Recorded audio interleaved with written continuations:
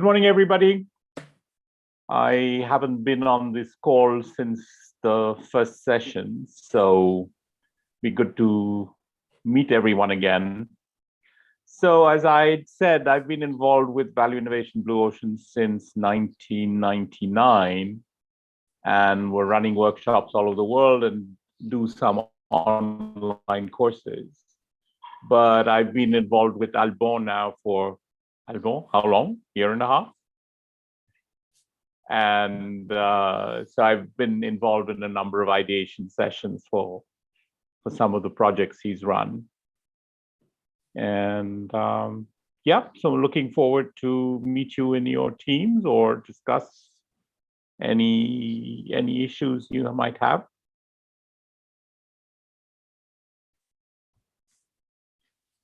Thanks a lot, George. Yeah, I just see that some of the participants are asking for the link to connect by email. That I will just maybe share with them again the link. It's the link we have in the invite. It's always the same. We use always the same link. But that was a long time ago. A long time ago, yes. I should have shared it and again. The world has moved. Yes. But it's in the invite, they normally have in the agenda. Yes, but I had to search for it. Yes. Yes, you didn't find it? No, I found it, but... In the agenda normally? Okay, but I will share it. No, this link was on the agenda, but... Yes. Yeah. Okay, let me just share it again with all the participants. Just 1 second. Maybe in the meantime, you want each of you, sure, it's a long time. It was vacation, it was Christmas, we changed the year. So it's a lot. You want to share your experience from this exploration. You want to let us know if you have some questions. Or... Bami is joining.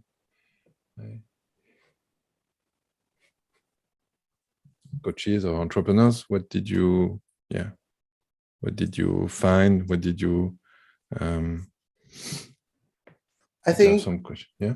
I mean for me I had some difficulty securing interviews because the last time we spoke was just before the Christmas break and everybody was on vacation. And so there was sort of these 3 weeks where people were not in the office and no one was really available. And when everybody came back 2 weeks ago, so that's when actually got the interview. So it was relatively short. So I couldn't get to have interviews with everybody who was on my list, but I managed to do a couple. But I think that has been the biggest problem, not just for myself, maybe for other people as well, that because everyone was on vacation and it's summer here, so no one wants to be in the office. So, yeah, sure. That's why we have we said we will continue. You can continue your interviews or this week, for instance, or during on the week. Maybe even if you have interesting interviews planned for next week, you can also have them. It will fuel you with your ideation, because from Wednesday, from tomorrow we go in this ideation part. So you will start to have the maximum of ideas and to write them, and then you have to select on Wednesday. So having these interviews, it can help you maybe to make your choice, maybe to complete your ideas and to have reactions about these ideas. So it can confirm your choice, or so it will be always useful to have these interviews. So yeah, you can continue your interviews, and when you have them, plan in the agenda. It's good. Some other reactions. I see Bami. Hi, Bami. Finally, you found the link. Hello. Yeah, I found it. It popped up on my Google Calendar. Okay. Yes, yeah, it was in the calendar. Yeah. How was the exploration for you? It was good. Yeah, it was. Like Malin was saying, in order to, it was a bit difficult getting those interviews early in the year and towards the end of December. But I think most of them that I did get done was also with your help and the help of Mia as well. So thank you both for that. And yeah, those sessions went well. I really wish they were longer in some cases. I've compiled the list. I extracted from the sessions. I really more want to, from the extract, stuff into the buyer user utility matrix. I'm a bit confused though, because I think it's not quite clear where things sit, and it seems like there would be a lot of unfilled gaps inside. I don't know if you understand what I mean. If you look at the matrix, I think we have many stages, and it's not all the stages that I extracted information about. It's normal. It's normal. If they told you nothing about some stages, it means you can jump to the other one. You can leave it empty, and it's normal. It means they have no issues, no problems, nothing to say. So your offering, the value you will bring, you know that it's not about that. It's not about this stage. It's a very good information. Yeah, I think I was just wondering, would we be when we asking? Because I think this confused me with the interview. So when we asking them questions, are we supposed to be asking them questions with references to the stages on the buyer user? Yes, of course. It's a demonstration we had with Nanan, and I sent you the link to this video replay. It's how to conduct the interview. It's stage by stage. You just ask them to talk and to say what is their experience, stage by stage. And if they have nothing to say to one stage, you jump to the other one. And then you just, at the end of the interview, you just keep what is key, what is the most important for them. And you can put it in the utility map to see, okay, where and which value, which utility are the most key for these people you are interviewing. It's all about big elements. You don't need details. You just need what is the most, what has the biggest impact on them, and that's all. And this utility map, it's here to make a summarize, to summarize all these interviews and to let you see what is big, where it's convergent, where all these people have issues, like or dislike or key things, key elements in common. Yeah, I think what will be valuable is if we can, like you said, just wrap up in this week. Yeah. Because then I think there's about 2 more interviews I have planned up or lined up. Then I can be a little bit more holistic in my approach to them. Yeah. But we will this week we are until the 3rd of February, the next session. You will have you will conduct the ideation. It's a process, continuous process. It's not very in one time you will find the idea. It's a continuous process. So to fuel this process, to confirm your ideas, or to let you decide, it will be good to have these interviews, to continue with interviews. It's to support you in that. There is a question from Mia. Said you can reconnect with him for a follow-up. Collie said you can reconnect for him. Nice, thanks. Oh, thanks yes, a lot, Mia. Yes. Yeah. Thanks for that, Mia. Yeah. Okay. That's good. We'll start. I shared the link with all the participants. Okay.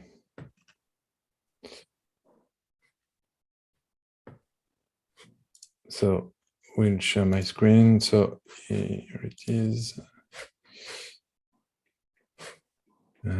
Oh.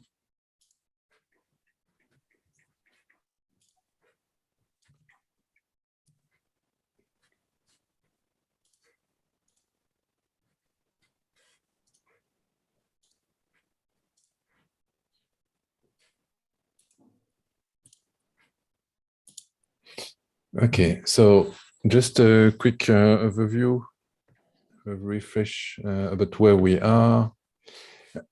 So yeah, it's all the program you can see here.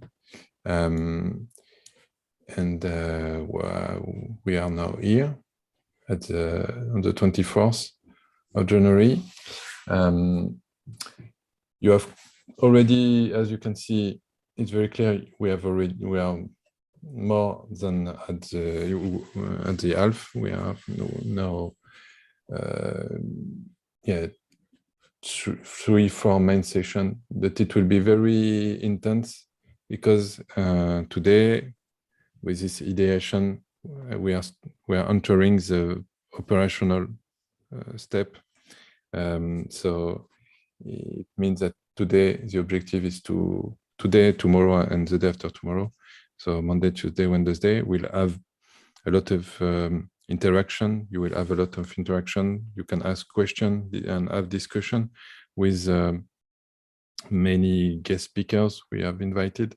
And they are here to fuel you, to give you maybe to complete your exploration, to have to find new ideas, but also to complete your 6-pass description, to complete your understanding of the non-customers experience.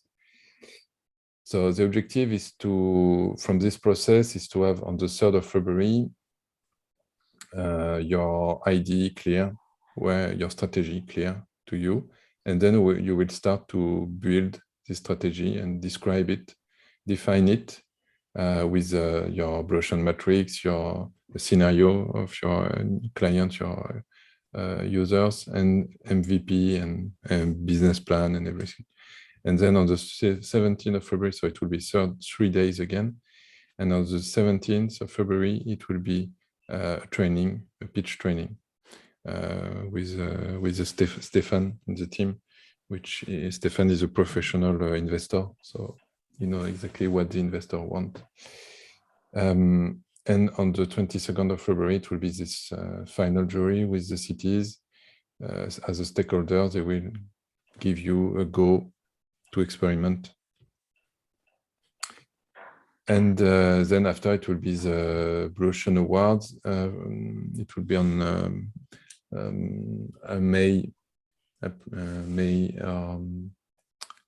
May, June. So before your ideation, to start your ideation, you need, as we said, several elements here. You need to have a sharing session with your team. That's why if you didn't have time to have it till today, we'll have it all together. Project per project, we'll ask you to share your result and to tell us what you got. It's mostly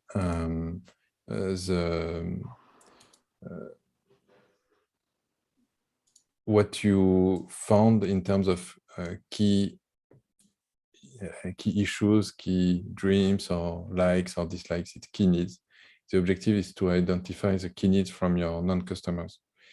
So remember, on the platform you have this utility map where you can select and put crosses at the right stage, at the right level. And if you do that with all the interviews you got, you will see some convergent cells. Some cells will be with more crosses. It will tell you, okay, there is something here, it's a key need. And you can summarize these key needs here. And the second element you need, it's to have this exploration guide completed, and then to report this what you got from your exploration on the platform on the 6-pass description, so you can share with your colleagues, with your team members. And today, tomorrow, and the day after tomorrow, especially today and tomorrow, we'll have these open discussions with guest speakers, and they will fuel you, as I said, with your 6-pass description. It will help you again with that. Some question about where we are, where we go. Is all clear? All good? Okay. Okay, so the agenda today of this 3-day session. So tomorrow we'll have this sharing of your exploration in few minutes. You will tell us what you got from now, and of course, as I said, you can continue to have interviews. It will continue to fuel you and maybe support you, help you in the ideation process. At 11, we'll have first speakers invited, first guest, to talk about energy sustainability. And you see, each time we have proposed a focus on an industry and on 1 or 2 or 3 of the 6-pass. So we'll ask them question. Jason, George, me will ask them question. And you, of course, you will ask them question or ask for details or compliments. So you can ask them any question you want. You will see I've already sent the list of the speakers, of the guests. They are it's a very mix. There are a lot of them are formal Blue Ocean Awards winner. Some of them are from big companies like VEOLIA. Some of them are from the European Commission in the innovation. So it's a very big mix. And tomorrow it will be again on the morning, this guest discussion to fuel you again. And we'll start, we'll have a synthesis from one professor from the Johannesburg Business School at 11. And then you will start your ideation to continue having ideas. During all the process, you will have ideas. So please, that's very important. You have to share and write these ideas on the platform, because it's of course part of the process. You can see, you remember here this part, your utility map, and here this part you have. This is the parts number 7 in the platform. You can write down here all the ideas you add, and you will have during these 3 days. You just click here, add an ID. At the beginning, when you have the ideas, you don't need to write all the details, you see.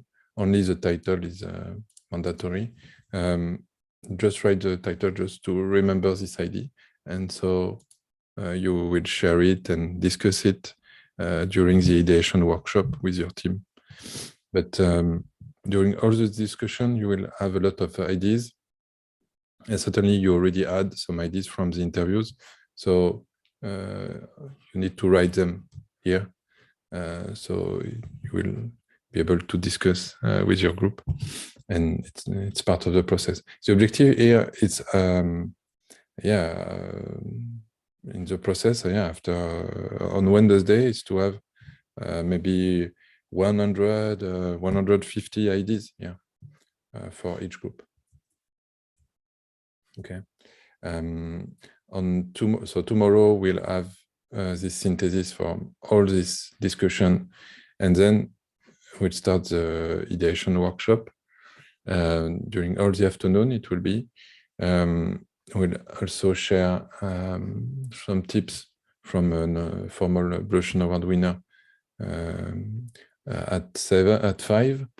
And on Wednesday, we'll continue. We'll have also the manager from the DUT incubator, Solomon. He will share tips for ID selection, and we'll also present some tools to do that. And you will have, during all the afternoon, again, this ideation workshop, and you will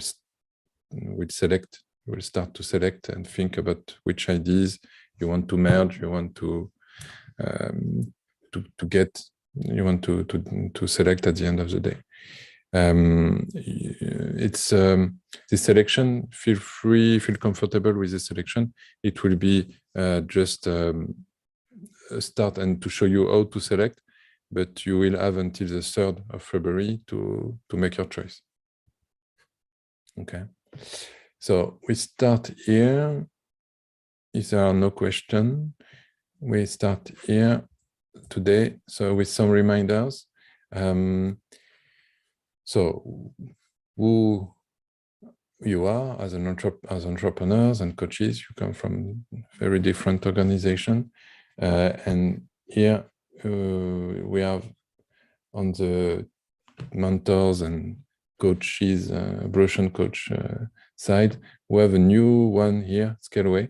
They will introduce themselves this afternoon. It's a cloud service company from France, and they want to support you in the prototyping. So they will tell you more in the afternoon. We'll have one of the representatives, and they will tell you that if you are selected, if you the cities want you to experiment, you will be able to be supported by them during the prototyping. Also the same as by VEOLIA. They will tell you more. So point of just catching Hi, up, Jason. on. Hi, Jason. How are you? I'm okay. Sorry for the late no coming problem. on. Yes, I remember when I first came to France, they would say that Africa starts at the Pyrenees. So we have a thunderstorm right now, and so our internet is not so good because when it rains here, the internet is not broken. always. So yeah, so it's in and out, but we will. Okay. Okay, we are here. no problem. So yeah, I was just giving some reminders. Feel free to complete, of course. So in terms of process, here it's the process we are following.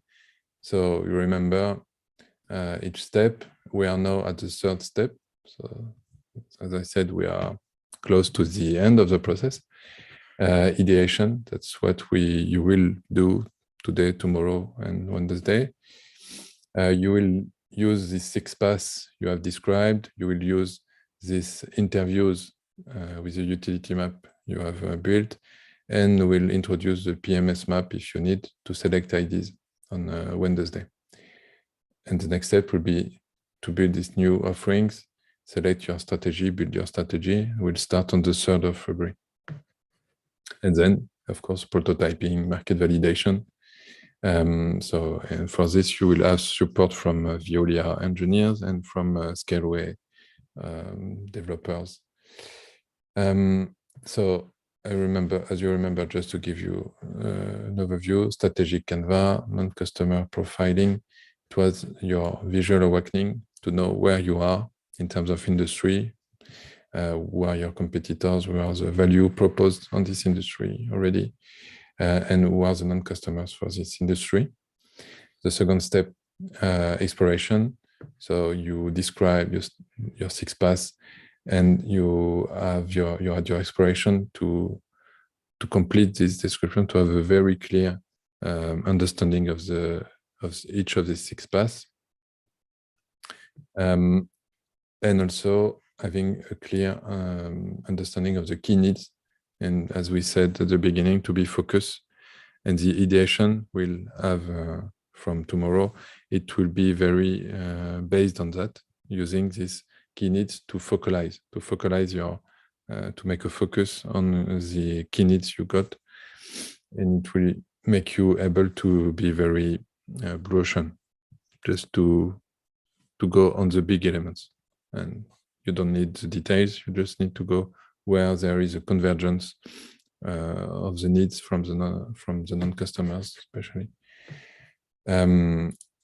So as you see here, for instance, this example of utility map for the Segway and e-scooters, here, here we see that this part here, there is a big of weight issues, a lot of issues, so we'll make a focus on that.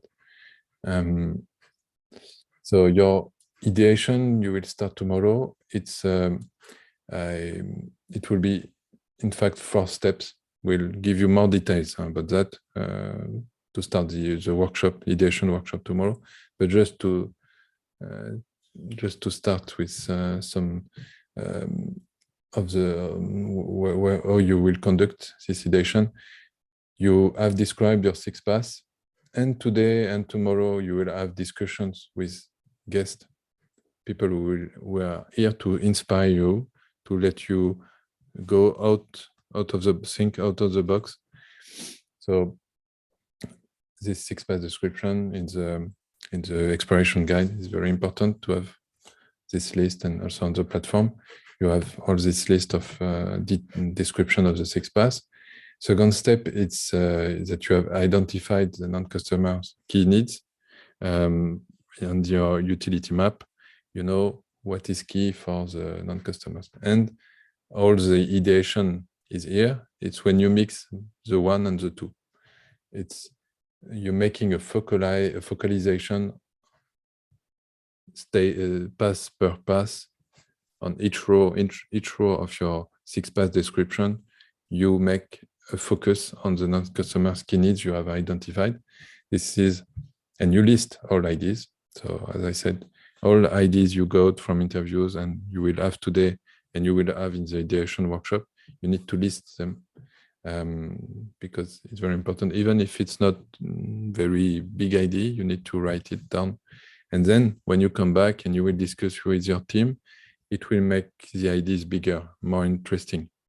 It's a discussion. It's a very big part. It's based on collective intelligence, you know, discussions with a group, with reactions, and it will make you big ideas when you have all this process, focalization and discussions, sharing with your group. And maybe George and Jason, you want to give already some tips here we need to have in mind for the participants? Well, insights comes from the conversations. It's really, the more you talk with the people and the group, more insights will come out. It's not, it's not you do one step and you get an answer. It's somewhat unstructured, but the process gives you a structure within which to talk. And it's surprising sometimes where the idea that actually makes a difference comes from. So you can't decide in advance. The more you talk, the more ideas you'll get. And the 6th path is just a way to structure these ideas. But we can discuss that further when we talk. Tomorrow. Yeah. But it's good. It's important that all ideas you will get from the discussions today and tomorrow, you write them somewhere on a notepad on the platform. And Jason, you want to share some tips maybe here?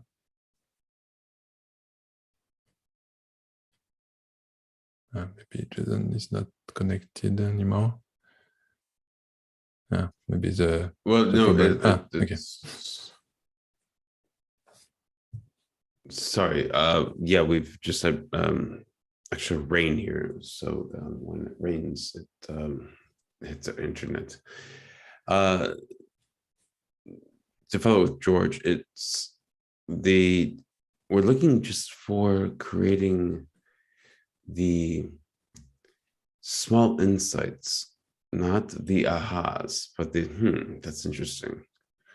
And so each group should just look at the, that's interesting. And at each step, we just catalog them. And we're not looking for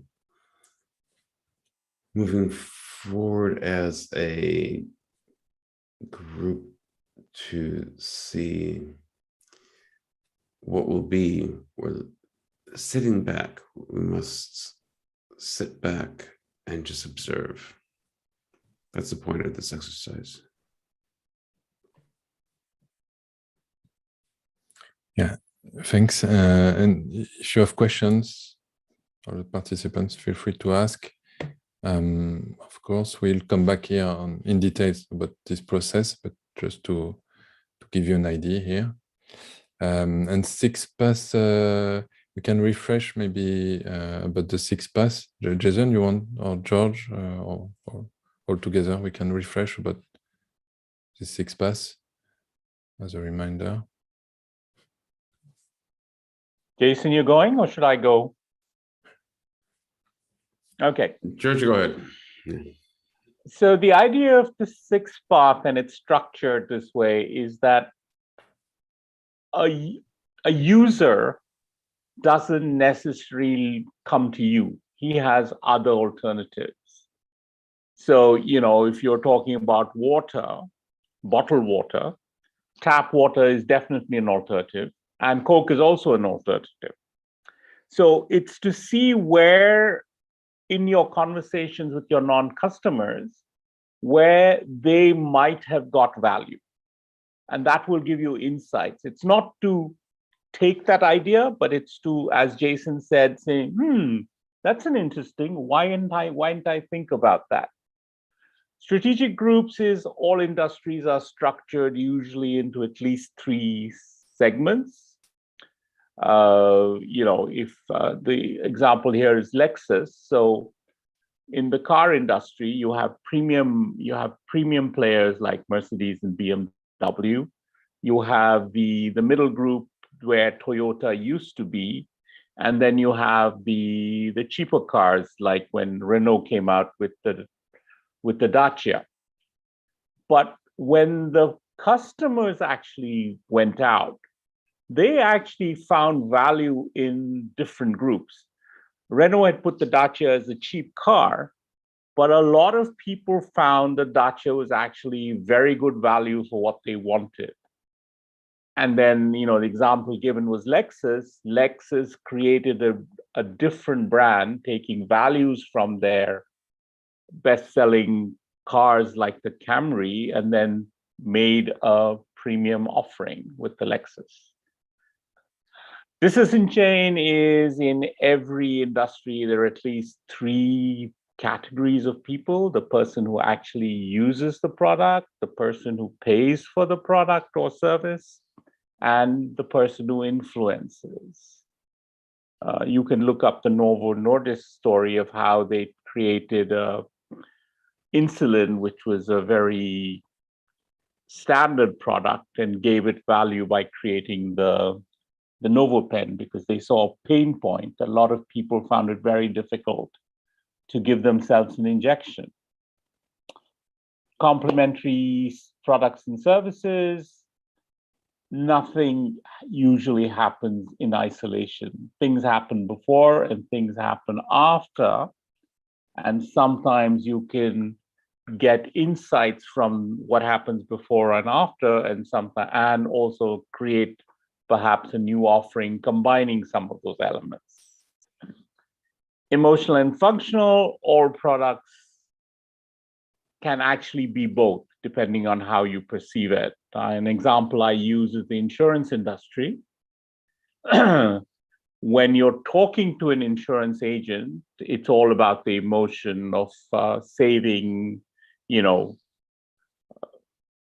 getting paid if there's a fire or a flood, etc. And then suddenly when the event occurs, you find that the contract becomes very functional and not always so useful. So there are ideas there. And here the image is Starbucks, which made a whole emotional event out of emotional fun event out of drinking coffee. And then the big one is time and trends. Everybody is affected by time. It's how do you identify trends that could potentially change your industry. So I would recommend you go back and look at some of the examples Alban's given you, and then we'll try and link some of the speakers to specific 6-path ideas. Okay? But we're always available if you want to discuss it now or later. Yeah, it's the example we already shared with you, with the Viagra. You remember, it's very, in this industry, very functional, the healthcare, or the drugs. They have brought the lifestyle, which is very emotional. And the Dyson, the complement product of the it's a bag, and they eliminate the bag. Also, the Novo pen here, they were inspired by the people who are watching, seeing every day this patient having an injection of insulin, and we realized that they need. Novo Nordisk realized that it's impressive to see someone having this injection, like is drugged, or so. They change it into a pen, just a pen you have in your box, in your pocket. So if you have some question, we'll answer. I saw the question from me to Meleng. We'll start with him about the utility map just after. It's all clear for you, the 6 paths? As George said, we'll connect each interviews. It will not be really interviews, it will be more discussions with the guest we'll have today and tomorrow. We'll connect each discussion with 1 or 2 of these 6 paths. So I will ask them question about this 6 paths to give you more content, more information, and to make you to let you have ideas, because it's objective to have the maximum of ideas, to have your list, maybe 100, 150 ideas for your group. It's the objective of these 3 days. Jason, you want to complete, react? It's okay.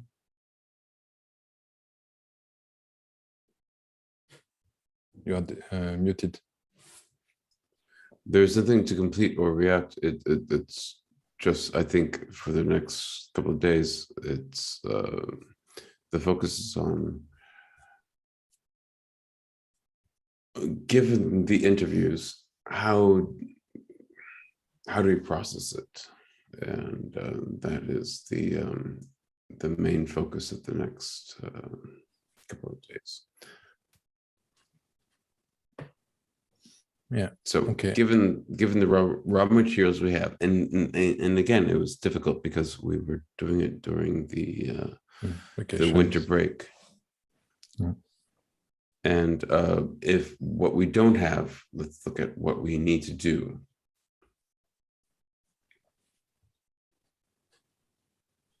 So exactly. It's to uncover the needs. These hidden needs. Or hidden problems, pain points they could have. And so here it's all the industry will try to cover with, it's all your industries you are working on, and we'll try to cover most of them during the discussions today and tomorrow, and point them at each discussion. We try to point the industry and point the 6 paths. And the last step will start on the 3rd of February. It will be to build your strategy with matrix, MVP, using scenario, and so on. So some questions, except from Itu Meleng about the utility map. it's all clear about these reminders. I have a quick question on the utility map. Yes, we'll yeah, maybe we'll answer this question with just after with Itumeleng. It's okay. But Okay. we'll talk. Okay, we'll cool. refresh. We'll refresh about the utility map. So I propose we start right now with sharing the result of your exploration. Each group can share a screen and show what you got from these interviews, what you found in your exploration. We can start with maybe Itumeleng, and we'll just it's a way to let you remind about how to use this utility map. If you want, I can also jump to your. Yeah, I think that's my problem, Orban, is that I had the interviews and I have the notes on my iPad, but I'm trying to figure out how do I use put all of that information in the map. in the map. Yeah. Yeah, exactly. Yeah, it's remember normally your notes are you have the at each stage you have content for each stage. Yeah. So and you take all these notes and stage by stage for all your interviews. You will here click on the cell when on the cell at the right stage and at the right level, utility level, when there is an issue for your interviewee, sorry. When your interviewee say, okay, for instance, we can do it together if you want, the same as we did during the demonstration on the last session. You can tell us what you got as give us an overview of your interview result, and we'll build the map together. From the list of people that I wanted to interview, I interviewed actually one organic farmer and one distributor of pesticide, and also another farmer who uses traditional agricultural practices. And I think someone is joining. So I think I'll just fill in with you for one of those interviews because I have the notes in front of me. So I went through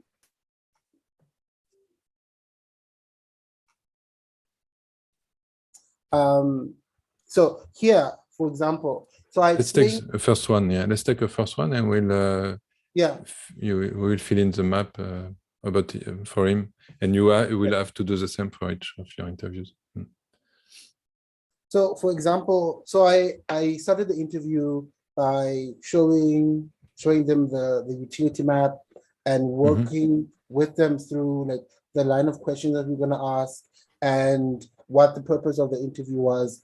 And so I highlighted that the interview was to understand their experience using these products as either an end user or as a distributor or as a producer. So when I had an interview with the distributor, for example, so I asked them about the awareness of what the products were on the market. So either biofertilizers or traditional pesticides, and whether there was sort of the pre-consultation, whether they had discussions with the client, the end user, how to use a product, what the product was for, and how, if they had provided any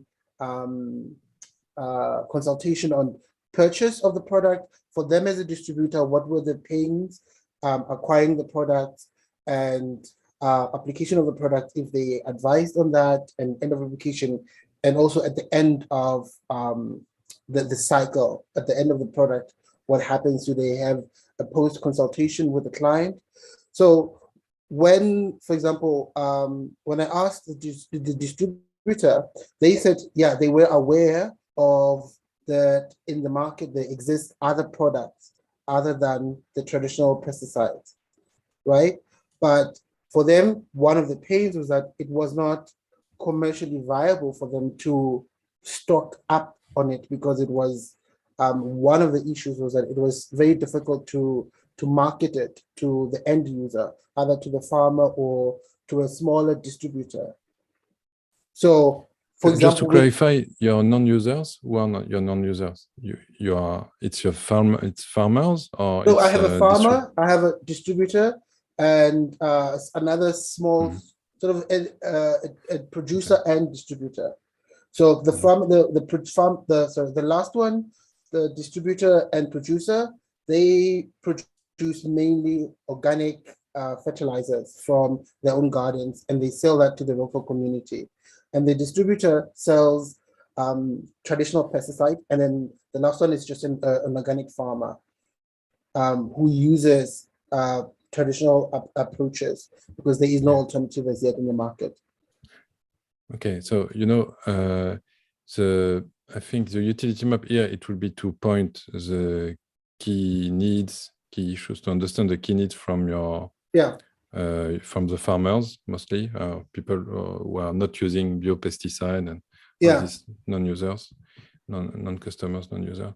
And the distributors or producers, they are more in the decision chain, or more to give you information about the farmers or people who are non-users. I think it's more like this.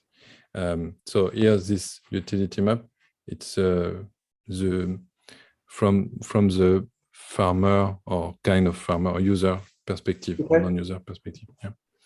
Okay. So if we take farmers, for instance, what did they say? What you had maybe one of the farmers. What did he say about the awareness?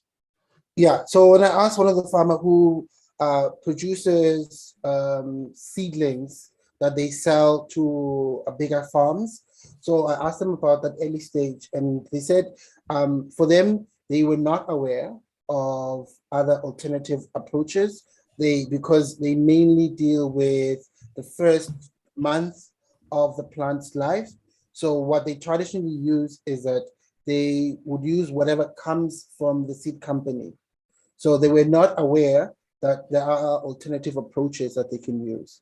And for them to take time to investigate or to educate themselves on that, it would be something that would not be cost beneficial for them, because it's time taken away from managing the farm. So that was the main pain point, is that they didn't have the awareness, and they didn't know that how they could incorporate that into this new product into their operations.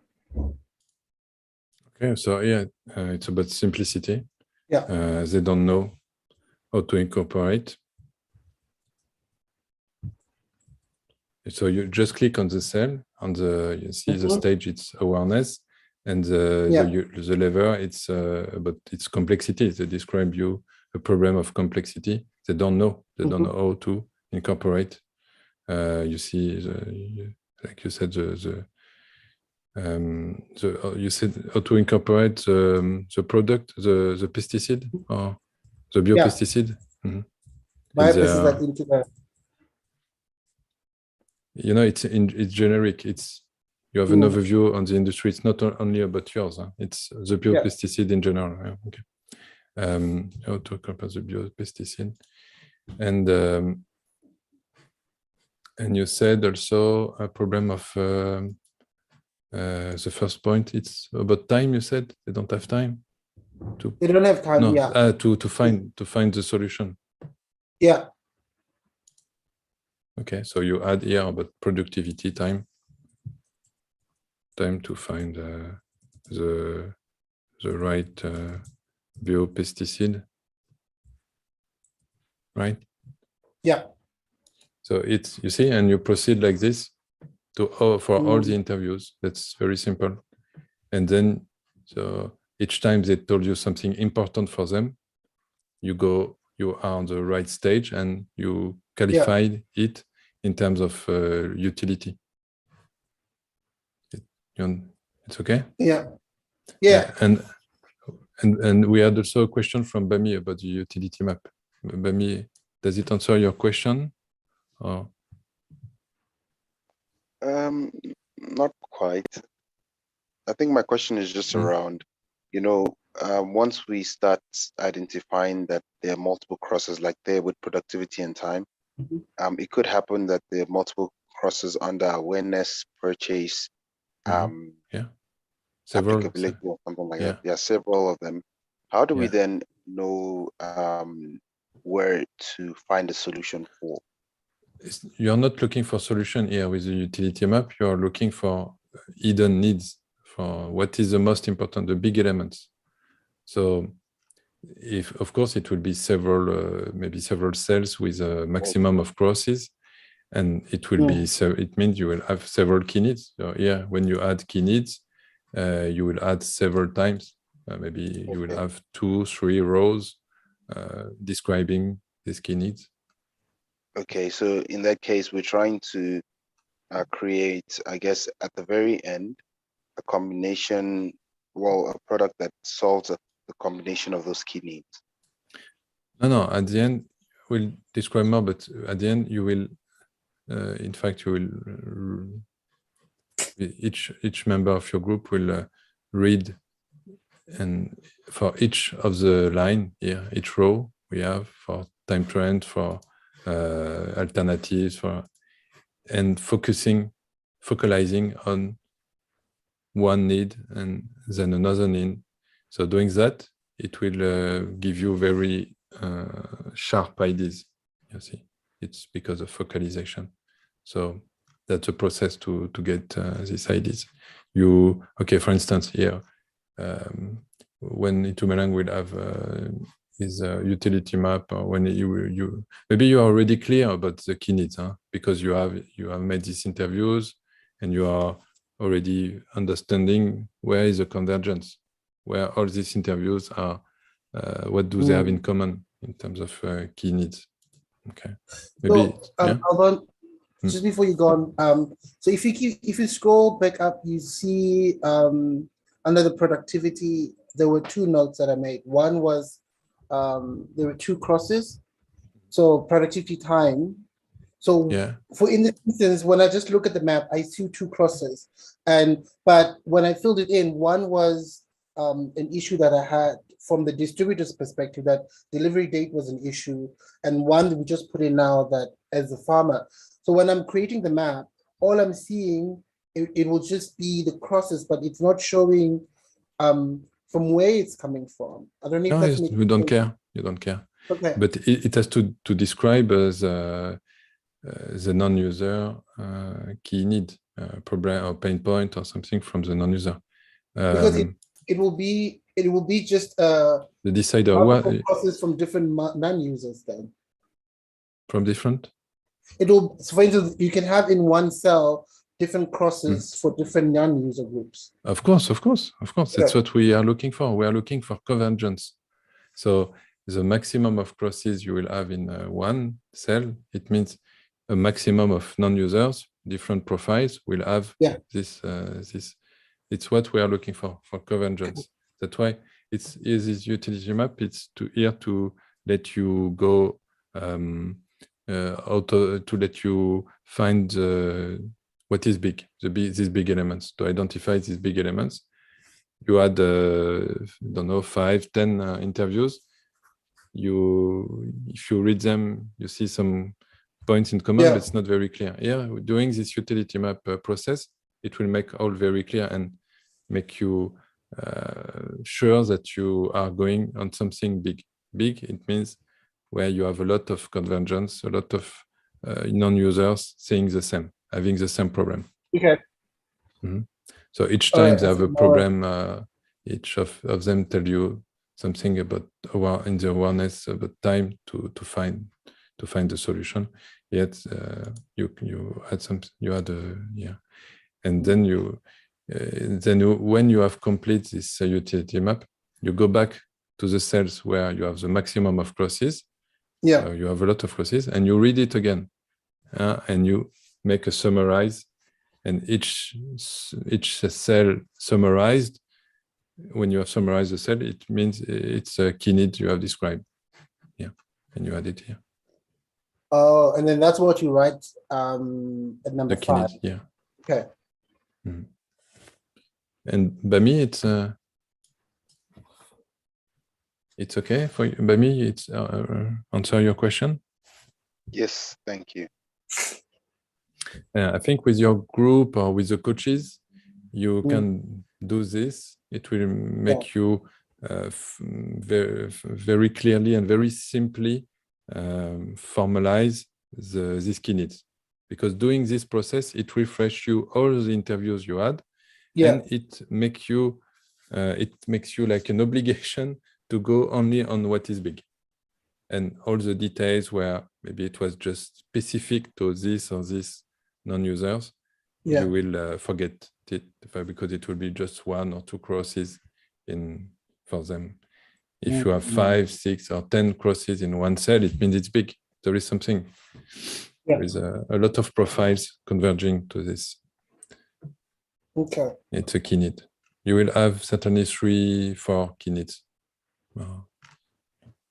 You can tell us maybe more about what you got from. Oh yeah, interviews? Sure. So I'll only then talk about the interview that I had with the farmer. So when I asked about the other ones, risk, fund, image, and ethic during the awareness, that's something that because they were not aware of that. So when we went to the second step and I asked them about the pre-consultation, so that is before they purchase the product, either the traditional pesticide or the biopesticide from the distributor, and what were the main issues. And one of the main thing was that it's cheaper to buy traditional pesticides that are produced by these bigger companies, and for them that is a factor. So money was a big factor in terms of in the decision chain for them. So in the pre-consultation, when they were looking at the options that they had, the cost was a big factor. And when I asked them whether between 2 products, what would make them trade up or down, they said it's the cycle of production was important for them. So there's some chemicals that may not be available at certain times of the year or certain times when it might be applied in the life cycle of the plant itself. So those were the trends that were important for them. And that's what would make them either trade up or down in terms of the product itself. And one of the pains that they had with that was that was even with the purchasing, when I went to the next step and asked them about the purchase experience and how was that like for them, even with the traditional companies, they said one of the main problems was that there wasn't a sort of an education from the distributor about the product. It's like going to a shop, you just buy something and you walk away. But these chemicals are very toxic, but they're very, how you apply them, they have to be applied in a certain formula and ratios. And a lot of, for them as small scale farmers, they don't have that education to know that I have to mix this and this and this. Again, simplicity, yes, yeah. Understanding. So, understanding the product. Yeah, exactly, yeah. I think you have already maybe the map in your head. Yeah. Yeah, it's I just need to put it, you can guess if you need it or not, but I think you summarize. Yeah, you have identified key needs for some of them, like you said. And you see, it can give very good ideas, just saying what you said. You can have you can think about, like an app, I don't know, a mobile app or something, on internet site. You just check, you take a picture of the code of the product, or just a picture of the product, and it gives you what is. It explains to you what is exactly used for, and what is inside, what is the compatibility, and maybe how to change it to a biopesticide. There is an equivalent, maybe natural. I don't know. So you see, it's can give a lot of ideas. And other key needs you have identified here. So one of the when I asked about the post, because the next one was purchase and application. So I asked them about what was the experience with application and whether using both traditional and non-traditional approaches. And one of the main things what they said was it was the lack of knowledge, and also the pain that they feel with the traditional approach is that they get locked in that cycle where if they buy the seed from a specific company, they have to buy the pesticide from that company. So that was the biggest frustration for them. When it's complexity again. It's again complexity because of this IP. Because exactly. The IP. Yeah. So for them, it's the biggest thing. The biggest risk that they would identify would be they felt apprehensive about changing to a new product that is not proven in the market. So that was one of the biggest things that they came up. Like it's a matter of risk also. Yeah. So one of the reasons they wouldn't trade up or down in terms of the application of the product is that they don't know if a new product comes into the market without any sort of backing or studies that show that it works. They're very apprehensive about changing it because they know that the seeds and the product that they get from Monsanto, there is some level of guarantee that it will work. So that was one of the biggest risks that they face and apprehensive that they face in terms of changing or trading up or down within the product market. But when I asked them about the issues that they face, how they sell the product because now they are just a seedling company. So they would then sell the seedlings to a farmer who would then grow the plants out to maturity. So they said one of the problems that they had is that there was this incompatibility because how they raise the seedlings and what the farmer uses them for in terms of using biopesticide and biofertilizers, there is a disconnect. So after the purchase and end of application of the pesticide that they've used, the new farmer that takes over the seedlings will use a different product. And that often leads to confusion between them and sort of the end user, with the farmer. And that was the main problem, is that there isn't a sort of like a way that they could communicate that they can use the same product, because one of the issues is that it goes back to that because for them as a company, they might afford to buy a biopesticide that costs 200 rands per bag, but the farmer, the end user, might not have that much money. So at the end, the cost of the product itself was an issue, even after the sale of the plants to the farmer. So, but because they are an organic farmer, the image that they're portraying is that they don't use, because currently there is no regulation to say that, they say up until this level, your operations are considered organic. But if you add more than X amount of artificial fertilizers, then it's no longer change, no longer so now, organic. Exactly. And, so now they're using that as the upper limit, although they know that they're not an organic farm, but that is one way that they're able to protect their image and they're able to sell the product. The label. Yeah, I think you have summarized the key needs. Maybe you can directly add them here. And it's very important to write them down to be very clear, because you will need them for the ideation to focalize. So I think, you can exactly like you said, you have shared with us four needs, and it seemed very clear to me. It's very interesting. And I don't know, George, Jason, if you have some comments for Itumeleng.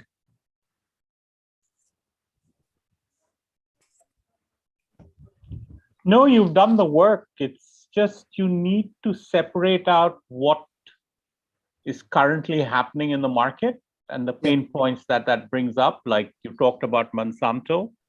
The problem is Monsanto is GMO and doesn't always work with biopesticides.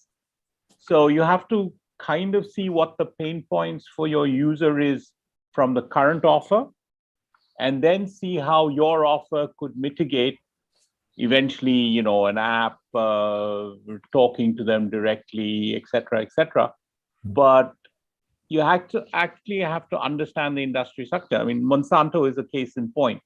It's very difficult to change anything if you use a Monsanto seed. Plus, they'll sue you. So that's another problem. So this whole agri thing, I mean, it's very big in India too. I work with a fertilizer company. And when we were doing the Blue Ocean project, they actually talked to the farmer for the first time, because their business was to produce fertilizer and get subsidies from the government. So they had no contact with the farmer. When they actually went to the farms, they found a whole slew of pain points. And they finally created little advisory plus shops at the village level. I mean, or group of villages. And now they have, you know, it's become a big, big success. But industry structure only looks at the point they want. Monsanto is only interested in selling seeds every season. They don't want the farmer to hold the seeds back. And they can't. No, they're not allowed. They'll be sued. Not allowed, Plus, but IP. that's not how traditional farmers work. And you're forcing them to break away from their traditional farming knowledge. Where now we are finding there is, you know, your whole biopesticide is something that farmers traditionally had. It's just that this whole industrialization of farming has cut the farmer away from his roots. And so your challenge is, how do you bring them back? Maybe you have to find an old guy in the area who did it before Monsanto. No, but this is it. And use his experience as a way to talk to the new farmers and explain to him, you know, Monsanto is not the best way to go. In fact, they've sold all their businesses to other people to avoid being sued. But in the developing world, they do whatever they want. No, so your area is very, very timely. How you break through this knowledge and gap is going to be your challenge. There's no question that your product is probably a better option. But how do you get through for people to understand that in the sort of medium term, they're better off farming in a more natural way? And this is happening in Europe too. Maybe I can get your opinion on this, George, is that... Sure, we can have a chat offline. Tomorrow we'll have all the afternoon, the workshop. And we'll jump from one group to another one and to support you. And Jason, you wanted to complete? Or? Well, I was going to continue on the conversation, but if it's going to be offline, we'll do it then. Yeah. Okay. Good. I think Itumeleng, you have some answers, and you are ready to do your ideation. You just need to write your key needs here. You shared with us, and it's very clear. And you can, if you want to be clear, to be sure, you can use the utility map also. And you also can complete your 6-pass description. I'm sure you maybe had completed the exploration guide and and today, tomorrow we will have some formal winners who are in the agriculture industry, and you will have this interview with Biomed. This very interesting company in the agriculture. So maybe we can jump to another group. Which thanks, group everyone. would like? Yeah, thanks to Monique. Bami, and you about the energy industry. You want to share your what you get from the exploration. What did you find from the non-customers? I know you have you have some interviews planned with VEOLIA, and tell us where you are and what you got from now. Yeah. So the other guys I interviewed with are not here, but I'll just need to connect with my laptop for a second because I'm just on my phone right now. Okay. We can come back to you if you want in a few minutes. Huh? Okay. Yeah. The time That's you connect your. Yeah. Okay. Sure. I see. Maybe Caroline has some question. I see also Brighton is here, and Bongi Kozi, Matoke, Lyonda. So want to maybe to share. We have like 30 minutes, and then we'll welcome Isaiah from TSHWANE and also Olivier from VEOLIA. And Kamo Geleng, yeah, you want to share? You raise your hand. About the bicycles? Yeah, okay, sure. You want me to show your the platform for your project, or you share your screen? I can share my screen. Okay, good. Can you see my screen? Yeah, yeah. Sorry, I zoomed it out. Is it okay now? Yeah, we see. Yeah. All right. Okay. So I'm not sure if we filled this in correctly, but one of the big things I think here was big. Looks big. Yeah, it was risk. Interesting. Yeah. So in terms of risk, we added different risks from different transportations and different interviews. Not sure if we did that correctly. So no, it's good. It's good. I think it's correct. Yeah, it was correct. Yeah. Yeah. If you summarize all this risk, yeah, what do you could you? Yeah. So we identified safety as a need from this in terms of theft. So people stealing the transportation or accidents. So people getting hurt from accidents or injury associated to the transportation. So yeah, those were the main the main need we got from these risks. And then another, yeah. Yeah, sure. Interesting. Yeah, Another big one was image, I think. In terms of a lot of people, when they bought a car, motorbike, or whatever, it's because of how it made them feel and how it looked.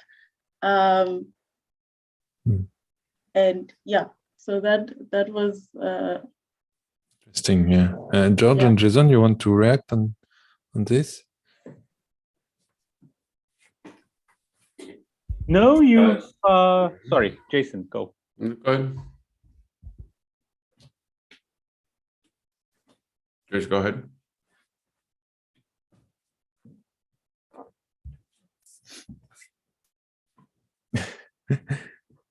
Maybe Jason first, maybe.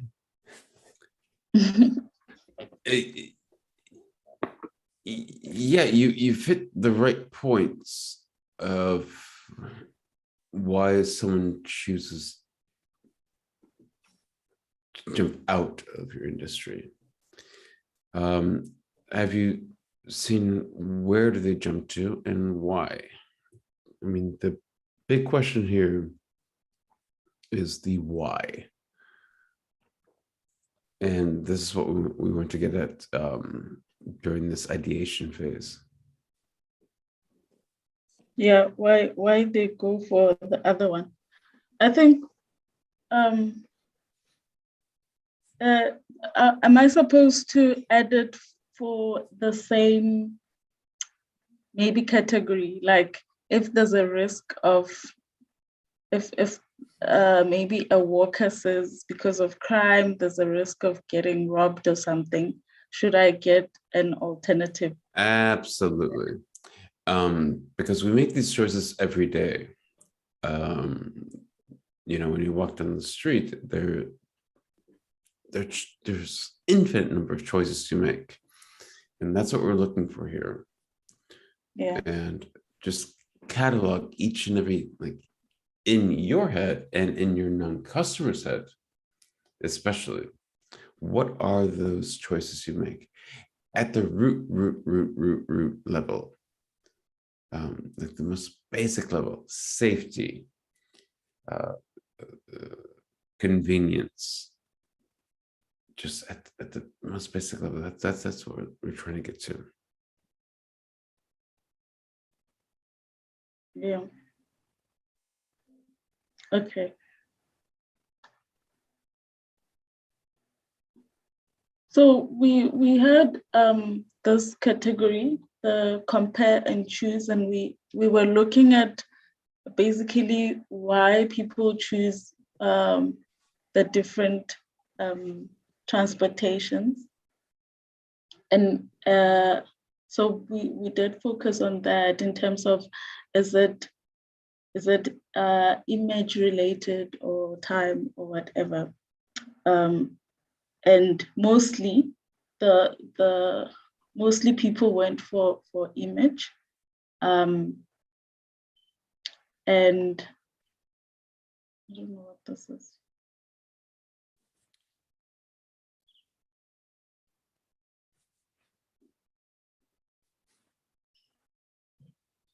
Oh, risk.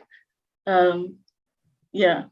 Also, I mean, risk played a big role to why they chose the transportation that they chose.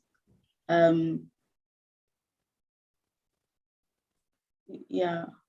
So when compared to others, like, sorry? Are they choosing towards a transportation or against another transportation? Would be my question.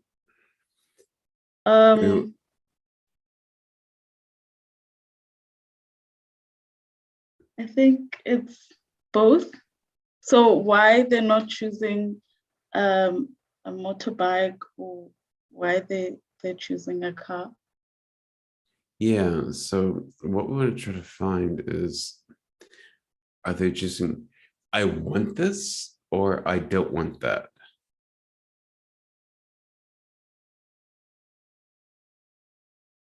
Yeah. Do you get my feel with that? It's, yes. That's what we're trying to understand. I don't want that, but I want this. And from a non-customer perspective, that's very important. Okay. But you're getting it. You're completely getting it. Yeah. Yeah, you have the big picture. It's very good. I think this big picture you have, it will be very, very useful and key for you for the ideation. I'm sure you already had some ideas now from the interviews, or you already thought about something.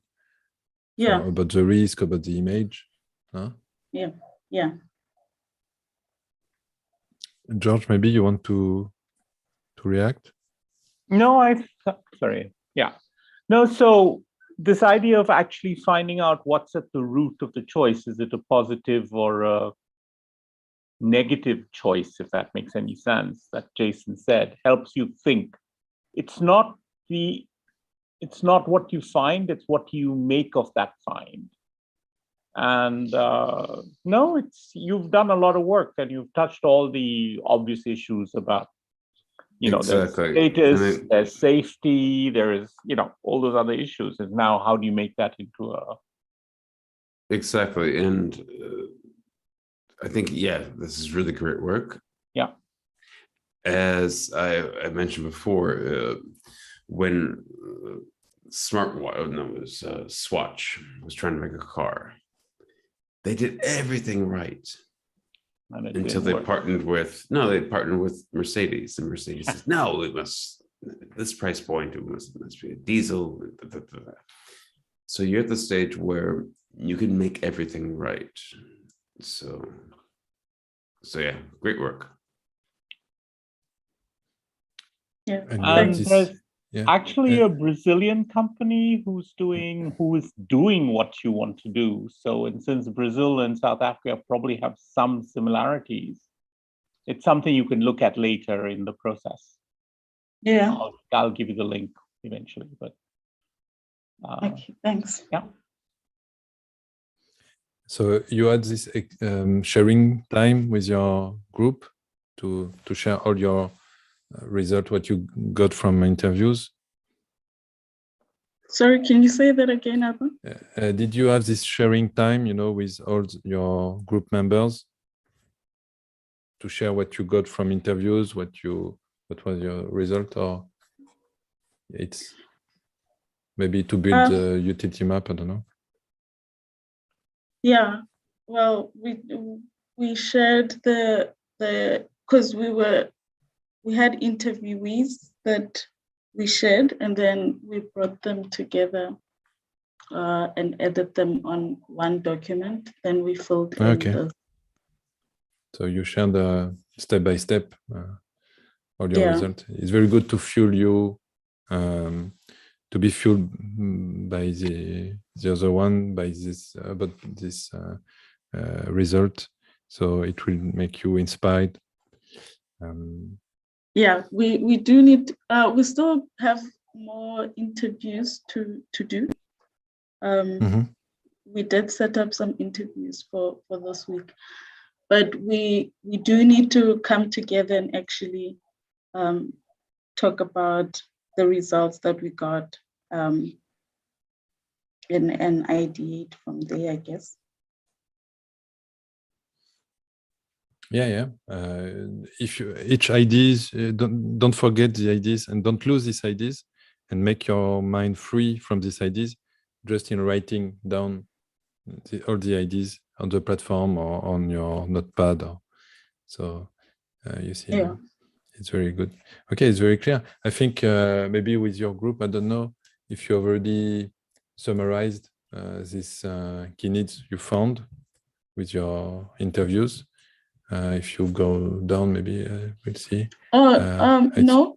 Not yet. Okay, so it's just it's here. Okay, it's for it may be more generic. It's before. No. There's two that we added, but I think the site had a problem or something. We couldn't add. It just kept failing.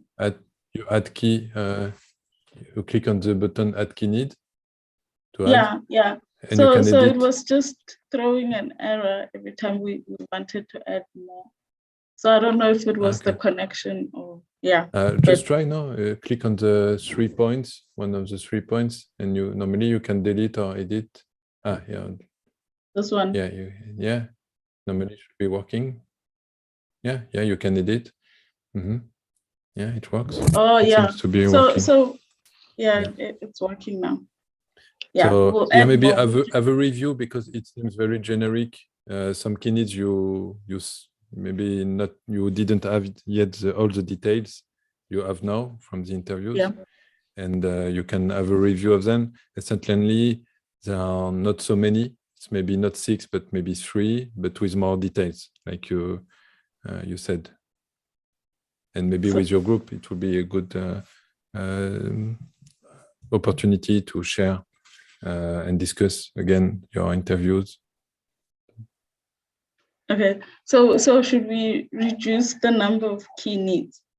No, I think No. you told us about mostly three needs. So, but you can give more details. You talk about safety, yeah, but you said you maybe have a lot to say about safety. You talk about image. I don't see image. So I think, yeah, it was your first understanding before the interview. So you need to review this. I think there are maybe less, maybe three or four key needs in my understanding. Okay. Yeah, this list, you made it before the interviews, no? It was no, the image, safety, and image. We just added. Yeah, I just added. Okay, image, safety. So you can give more details, maybe. Yeah. And only take what is important, where you have a lot of crosses.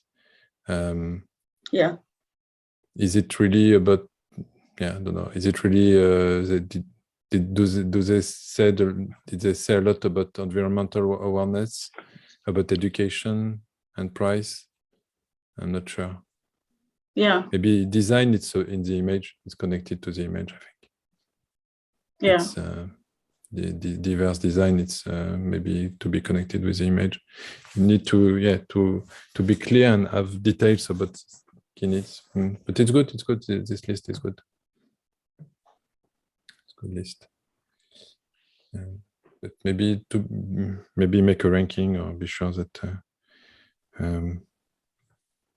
that they are really key, because 6 it's too much. It's too much, I think, for key needs. It will be 3, 4 max. My opinion. Don't know. Okay, good. Thanks a lot. It's great. I think you are, and also you have already a good list of 6 pass. If I remember well. Yeah. Maybe you need to complete the 6 pass you got from the interviews. Now you. Yeah. Have you put all the 6 pass description you got from the interviews? Yeah. Maybe not yet. Yeah, not yet. Okay, so maybe it's to be ready for tomorrow. Yeah, you need to complete here with all what you got, and you will have also, tomorrow morning. Today we'll have some experts in the mobility, some speakers from the European Commission, following all the project in mobility, in urban mobility. So you can ask him questions. He will give you a lot, and you can also share what you found, and to make him reacting, and give you maybe more content here for your 6 pass. Yeah. Bring you a lot, I think. Okay. That's great. Okay, thanks a lot. And Komegelen, maybe. I see Monique. It's just connecting. Hi, Monique from Johannesburg municipality. Good morning. How are you? Good. And you? I'm good. Thanks a lot for joining us. As you see, we are sharing, all the entrepreneurs are sharing the result from they got from the exploration interviews. Mm-hmm. Yeah, unfortunately, I did finally see some emails. As I said, I don't know why they went all into my junk box. Hence why I'm probably here late. But yeah, I think if you can send me another email just to see who needs further assistance going forward. And I think it would be helpful if we had our own side chats as well, rather than only coming together when we're with the group. That'd be great to keep us posted from the city side. Yeah, it's great. I think all the participants who were requesting some contacts on your side, they were in copy of my email. So maybe all participants who have received this email, you were in copy. You can send it again to Monique, maybe, saying what you need in terms of interview. You may rather contact. send me to WhatsApp. I mean, I think WhatsApp is WhatsApp. On WhatsApp. Okay, WhatsApp is better. yeah, Okay, sorry. Just so that it doesn't get lost in all of the other emails that come in. Because if I don't recognize the emails, that also becomes a bit of a challenge. Okay. Sure. Yeah. Sure. I will send you a summary of the context we need. In one message on WhatsApp. Okay. Sure. Sure. Maybe Monique, you have some reactions about Nakomageleng just shared. I literally just came onto the meeting as you just shared me the link, so it's been kind of unfair to Okay, sure. In 20 minutes we'll have your colleague from City of TSHWANE, Isaiah, will join us, and also to talk about energy and for the cities, and also we'll have one of the corporates leader of VEOLIA will join us also in 20-30 minutes. For these next 30 minutes, we continue sharing. All the entrepreneurs continue to share what they got from the interviews, from the exploration at this step. And it's good, I think, Monique, if you can react and give your feeling, your feedback about this exploration result. It will be very valuable, I think, for the entrepreneurs. So let's continue, maybe about education. I think it's good. I see Bongi Kozi is connected, and also I saw Loyanda was also. Bongi Kozi, you want to share with us your exploration result, what you got? Oh, yes, Mr. Alban, thank you. Good morning, everyone. Alban, can you please open my project utility? Sure. I'm kind of experiencing some network issues here, so I can't use my laptop. I'm using my phone. So, tech team, yeah.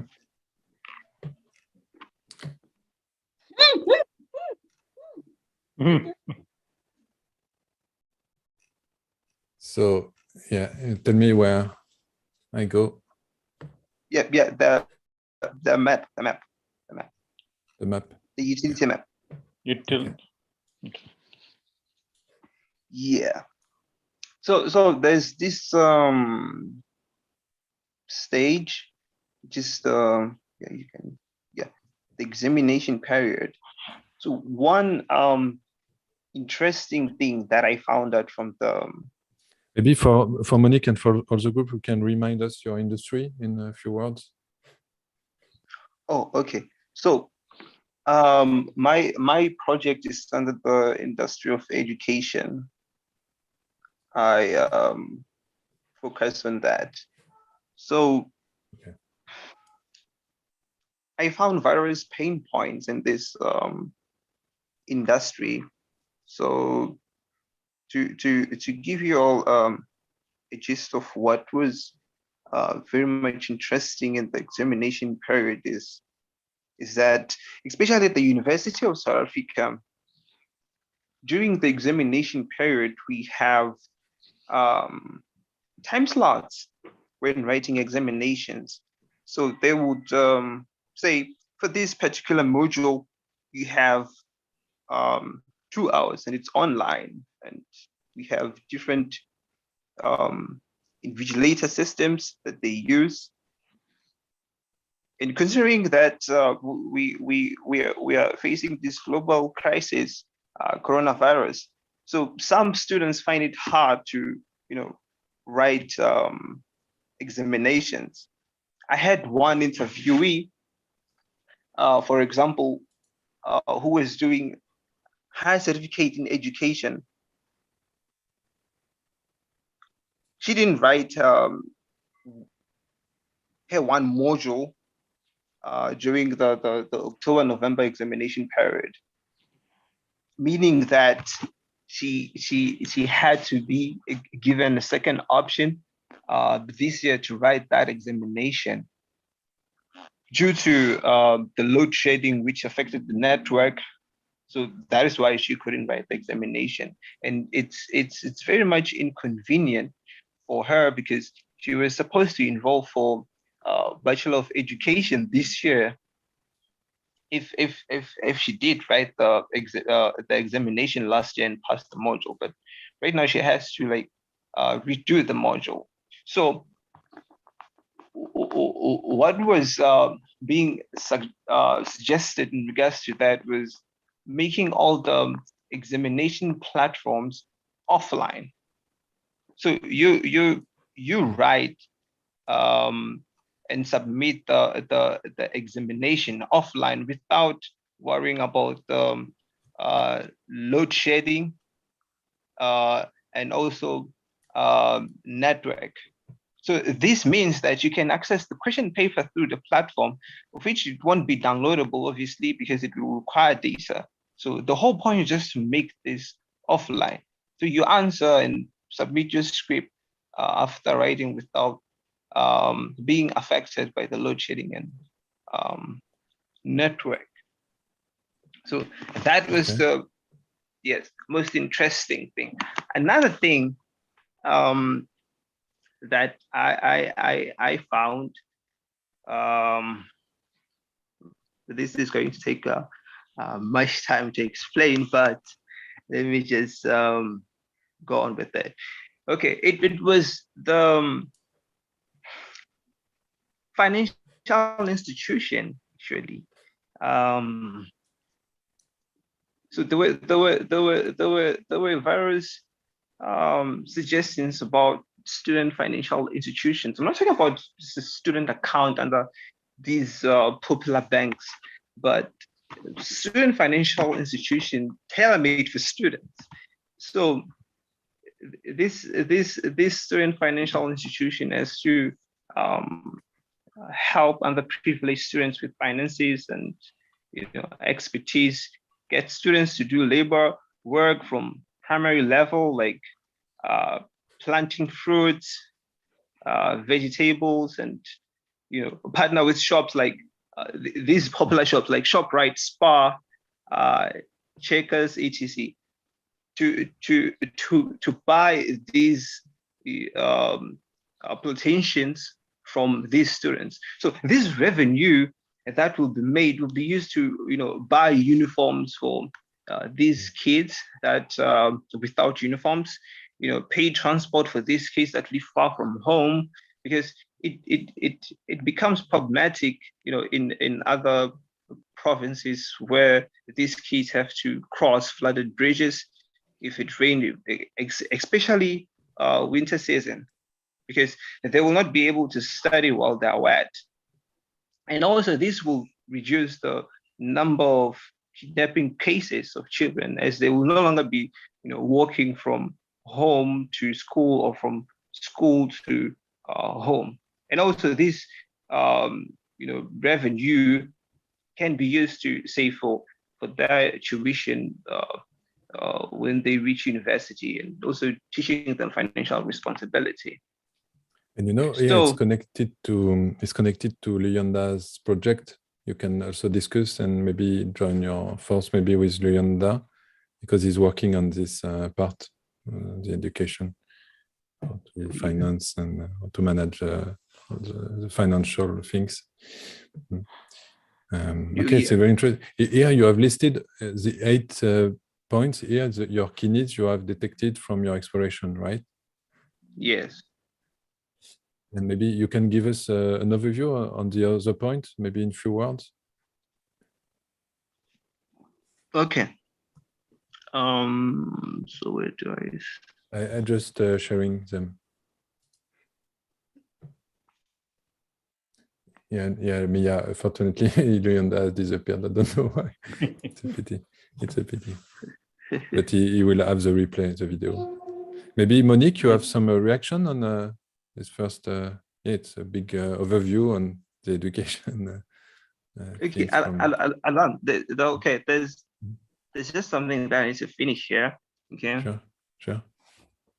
Okay. So while I was explaining, I was getting to the point of track record of all the activities that the child would have been engaged in. Point 8. Yes, that is what we would call the resume, of which it will help students when looking for employment, as they will be be in a position of expertise in different industries such as admin, gardening, cleaning, and entrepreneurship. So that is the whole point of introducing the student deeper from primary to university level, because after university, when you apply for jobs, in the job description, they'll tell you that we need someone who has 2 years of experience in this thing. So if we introduce these things at a primary level, by the time you scout for jobs, it won't be very much of a problem. Another thing, okay, it's just 2 things here. Let me just be brief. I'll explain more when it's time. But yeah, let me just outline this suggestion. So one other thing was collaboration. Here in South Africa, we have grant recipients, people that are not working, families that do not have people that are working, people that are receiving grant. So what was being suggested, because these households are unable to save money for their children's education, and it really becomes problematic because students end up not going to school because they don't have money, because not all students will receive bursary. So what was being suggested was that there needs to be collaboration between the student financial institution and these people, because majority of these people do play stokvels. So stokvels is just a way of a group of people coming together and save money, and during the festive season they split. One member gets his or her share of the money that would be saved throughout the whole year. So what was being suggested is that we can get these people that would be doing stokvels. So if maybe we have, let's just say we have 10 people. We have new technologies such as Uber, Bolt, and these other companies. They can use that money that they will be saving throughout the whole year to buy, let's just say, a car and get it to Uber. Daily it would generate probably 200 on monthly basis. I'm sure that's around 6,000. Yeah, that's around 6,000. Annually, that's 72,000. So meaning that on monthly basis, these people will be walking home with 600, and that's something, because it can help you to pay for other bills, and also taking note that you have an asset. That's something. You just have to sacrifice not buying groceries for that December and buy an asset or invest. Monique want to react.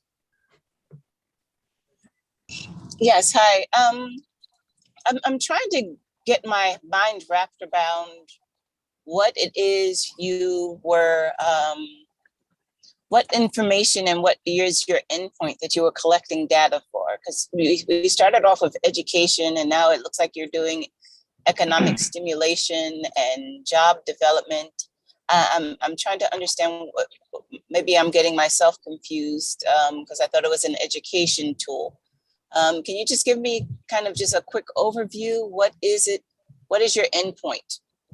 Meaning, what is it that, what is the solution? What is, in a synopsis, the solution it's that not you're... yet, Monique, just it's not yet the result, it's not yet the solution. Here we're talking about exploration. And of course, Bongi Kosi was working on first, he had the first idea, but a tool to support the students in the selection, in the files and so on, and, to access the universities. But here we were one step, moving one step before, to have a full understanding of the key needs on about the education industry and all these maybe students or people who are excluded from the education system.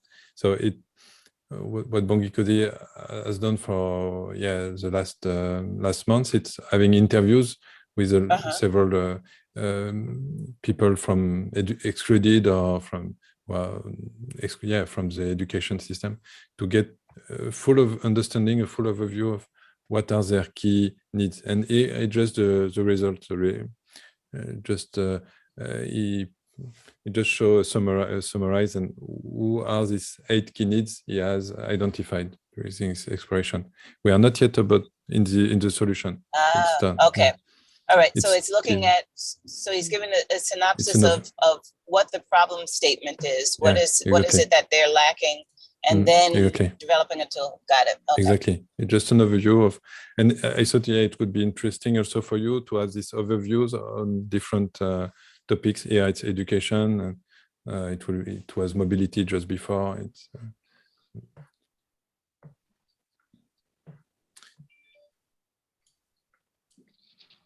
so. What is your feeling? Your feedback about this 8 key needs Bongi Kosi has identified during the exploration? Yeah, I mean, if I'm looking at it, I mean, those are kind of I guess the questions that can be presented. Those are the types of things and the types of research that economic development would welcome, to see what kind of some of the main triggers are. Well, between economic development and community development is to be able to better ascertain what are some of the challenges that are inhibiting each resident from being able to engage in the economy. Because obviously that's our end goal, is to figure out how do we have all residents being able to participate, and what are the hindrances or the obstacles to that happening. So I can barely see them, unfortunately. So if he can send me, those can be emailed to me, I can get a deeper dive into it. I'm actually in my car. So on my cell phone, in my cell phone, these things are minuscule. I can't even read them to my eye. Yeah, sure. Yeah. Maybe Bongi Kosi, you can read each of them, giving just few words in 1 minute, and just giving an overview to Monique, not details. Okay. Okay. So I'm gonna start with student labor. So with student labor, it's all about getting students to work while they're learning. That's just about that. I don't know, Alban, if maybe I just need to state what this does, what this is all about, but without being too much in detail. Okay. But and yeah, second. Yes. Yeah. So the second one, which is the first application process, what I realized is that students want a platform where they can just apply all at once without having to go to various university websites to apply, but just one platform that they can just click apply, and the system itself will apply to various universities, just like that. Yes. Yeah. So the third one is the career assessment, guidance, and counseling. So with the career assessment, is that majority of students, especially the ones in the rural areas, are a bit confused about what they need to study and everything. So we just have to introduce those kind of assessment to help them understand how they can go on about it. And with the counseling one is universities, they can offer these kind of services, especially after a student has been rejected at various universities because they want to understand why and how and what they can, do after that. So with the fourth one, it was about NSFAS actually, with regards to careers like paramedic and everything. So the whole point of students seeking NSFAS is because they cannot fund themselves. So in order for a student, I'm just giving examples of paramedic. In order for a student to be qualified paramedic, they need to do that course, and after that they need to have a driver's license. But if a student seeks an NSFAS, it means that they cannot provide funding for themselves. So NSFAS should at least cover also the licensing so that they can be qualified paramedic. That's just everything about that.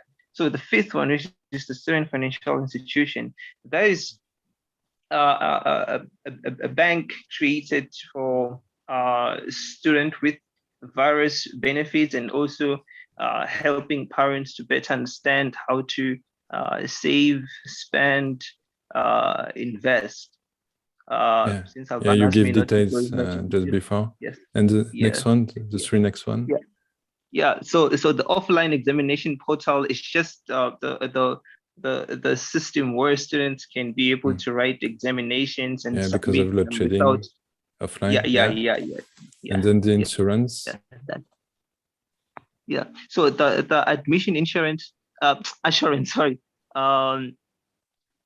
It came from a place where students were really concerned about how the selection process is. So students will meet all the requirements for that particular qualification, but the universities will only select the ones that manage to obtain higher levels. So they were like, it shouldn't be about how much you obtain, but further assessment is allowed in this regard, because I also qualify. So there has to be other issues or factors that you look into. So the last one, which is tracking child's performance.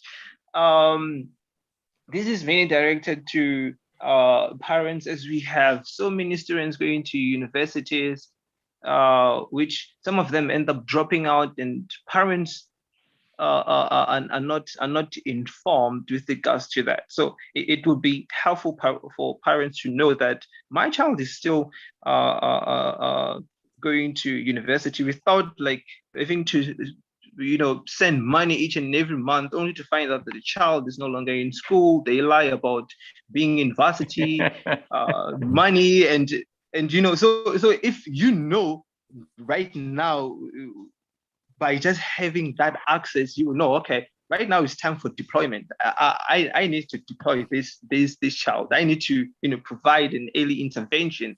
That okay, this is what I need to do. Clear. So I just say hi to Olivier from VEOLIA. Hi, Olivier. Welcome. Hello, everyone. Thank you. We are just finishing about this exploration result. Also with Monique Griffith, also from Johannesburg municipality, and Monique was reacting on this exploration result also. Monique, some reaction on this overview from Bongikosi? Again, I guess my reaction is that is his findings. So yeah, exactly. I think it's all a matter of how do we engage with the findings in order to develop whatever the end result of the solution will be. Yeah. Then the next step, it will be to find solution to this. Right. And from the ideation. And to see which stakeholders or what avenues those things can actually be incorporated. So when I'm listening to different ones, one seems like it's more of the university's dealings. When you look at one of the other solutions, I mean, we're talking things that are not just within the hands of the university on its own. So it looks like there's various stakeholders who would who would kind of take that research and do something with it, and then maybe trying to find one solution that brings all those parties together. Yeah. Okay. Yeah. Exactly. And now, thanks a lot, Bongi Kosi. We'll now switch to our first topic we'll have with our guest speakers today and tomorrow with Olivier, and also having Monique. It will be very useful. We'll talk more maybe about energy, about sustainability, maybe water and waste management. I will let maybe I will let first Monique to Monique, you want to introduce yourself in few words, and then Olivier.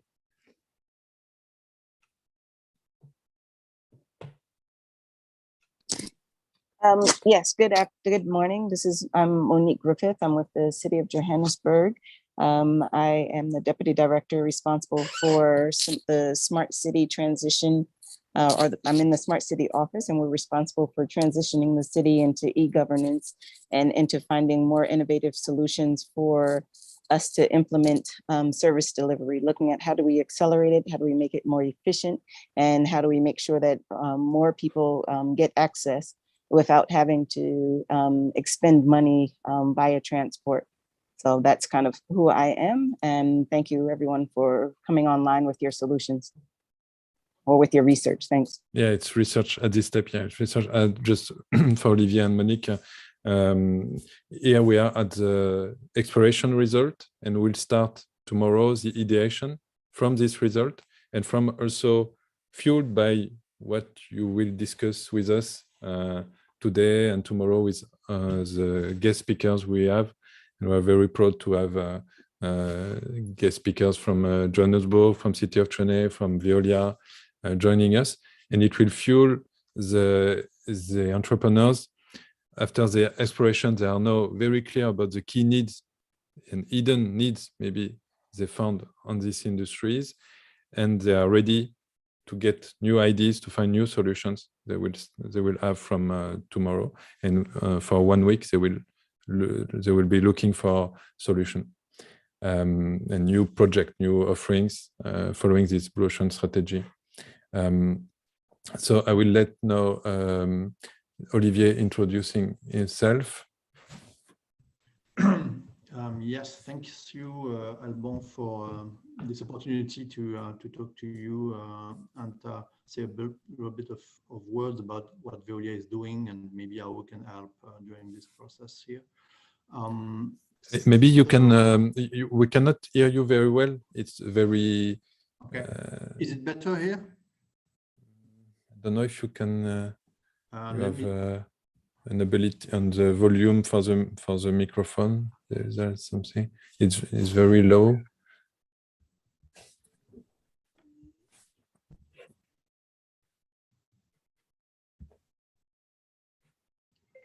Is it better? Yeah. Good. Okay.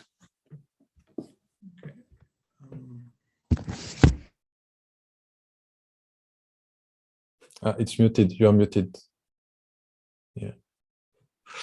Yeah. Okay. So hopefully it's going to be okay. This time. Sorry. So I'm leading something that's called Open Innovation for Business for VEOLIA, at least from the open innovation point of view. So VEOLIA is a service operator that is providing services in energy, waste, and water field, especially and primarily, even if we are in the process of adding new activities to what we currently do. So we are quite large company and quite old company, and really trying to offer services to local authorities and or industrial customers with a commitment on performance and medium to long-term services contracts. So this is more or less what we do. And of course, we have had so far a lot of experiences of collaborating with customers or even partners worldwide. And it's fascinating to see really the way each country is making its own way when it comes to implementing new ways of having more secure water access, having an improved environmental footprint, or working on cost of energy or carbon impact when it comes to energy production. So this is the area where we tend to grow as a business. And because we are doing those kind of services for quite some time, that is more than 100 years, at least on the European continent, we are very much as a company focused on what we currently do, on what is our core know-how. And we acknowledged the fact that we needed to kind of divert our way of doing business by setting up a different strategy, a specific strategy that is called Innovation for Business. And this strategy really is about the discovery of new ways to partner with innovative ecosystems in order for Veolia and its partner to implement quicker new solutions for the market, new solutions being answering the needs of local authorities that are emerging, and those needs could be about carbon footprint, about food waste and the future of food, could be about sequestration of carbon, could be about impact of transportation on the daily lives of people. So a variety of problems are really growing very fast as we see it, and we acknowledge the fact that Veolia standalone is not able to provide and to propose all the variety of services that could be implemented, and we need to partner and to co-produce those solutions really locally. And this is why we have engaged the company in a strategic process to, I would say, add more collaborative schemes with innovation hubs in Asia, primarily, a little bit in North America as well, and in Europe, of course. And we are scanning and trying to understand better the way those kind of a strategy could be applied to Africa as well. So Veolia was also supporting the launch of the first South African Blue Ocean Awards. Absolutely. With yes. Stanley, the CEO from Southern Africa was here and was supporting. And also we have several engineers from Veolia who will be supporting the entrepreneurs in the prototyping. Yes, water, absolutely. waste. And we really try to recognize the fact that a blue ocean as an approach is a very holistic and new way to facilitate the identification of actual unanswered needs or pains, or new frontiers that has to be reached or somehow. And we don't want to rely solely on what our current partners or customers are telling us about their needs, but we need to kind of collectively work on identifying maybe unspoken needs, but very much emerging ones, or needs that the market is not able to answer to just because of the way proposals of value are structured in the market. So this is why really found a lot of interest in what Blue Ocean is promoting for cities, especially. And this is why, as Alban said, we decided to cooperate on South Africa with our people in the country. So Olivier, may I ask a just Jason, I see Isaiah just joined us. I will let him introduce himself, and then we'll jump to the questions to start the discussion. Isaiah, if you want, thanks for being with us today. No. Thank you very much, Alba, and good morning, everyone. Also nice to meet a few new people. And I work with. We have also Monique from Johannesburg. Oh, okay. Yeah, great. Looking forward to the interaction, Monique. So in the city, I look after innovation, continuous improvement, and knowledge management. So specifically around innovation, it's really around bringing ideas to life in the city. But I think a big part of the work we do, apart from open innovation, is to make sure, and I like to call it sometimes positioning the city as a platform, meaning that assisting entrepreneurs to pilot their projects and test their solutions in the city, obviously with the intent of improving service delivery, but it often helps entrepreneurs as well to test their solutions and ultimately scale their businesses. So that's one of the ways we join forces, but let me leave it there for now, Alba. Thank you. Okay, thanks a lot, Isaiah. So I propose we directly jump to first questions. Yeah, just to share with all the entrepreneurs and coaches with the Blue Ocean team, we have identified that that will start here with Monique, Olivier, and Isaiah, maybe having a focus on the industries of the energy and sustainability. And especially, I know Olivier is quite involved in energy industry. It will be very interesting because we have a lot of groups working on these two industries. I see also Brighton, Canayo, Bami, they are working on the energy industry, and a lot of groups from Baobab, from Chemolong are working also on the energy and sustainability. And we think it would be good to have a focus with you on the strategic groups and on the time trends. Strategic groups, it's maybe first to have, it will be maybe a first question to have an overview of, okay, on this energy industry worldwide, I know Olivier has a worldwide vision, and sustainability, who are the big groups in terms of strategy? We know VEOLIA has recently bought Suez, one of the other big actors on the market. What is the big picture of these different strategies you see? Maybe first, Olivier.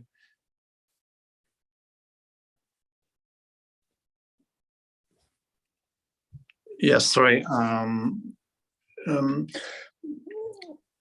It's difficult to be perfectly honest, Alban. It's difficult to kind of answer on this question completely, just because we are in the process of merging here at VEOLIA with another very large scale company, and of course the strategic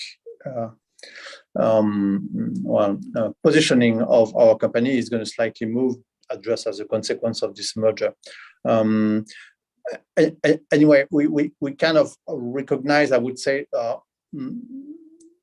the fact that, you know, for an environmental standpoint at least, we have had an era that is like the 4 or 5 last years, where or when a lot of companies have emerged with a proposal of value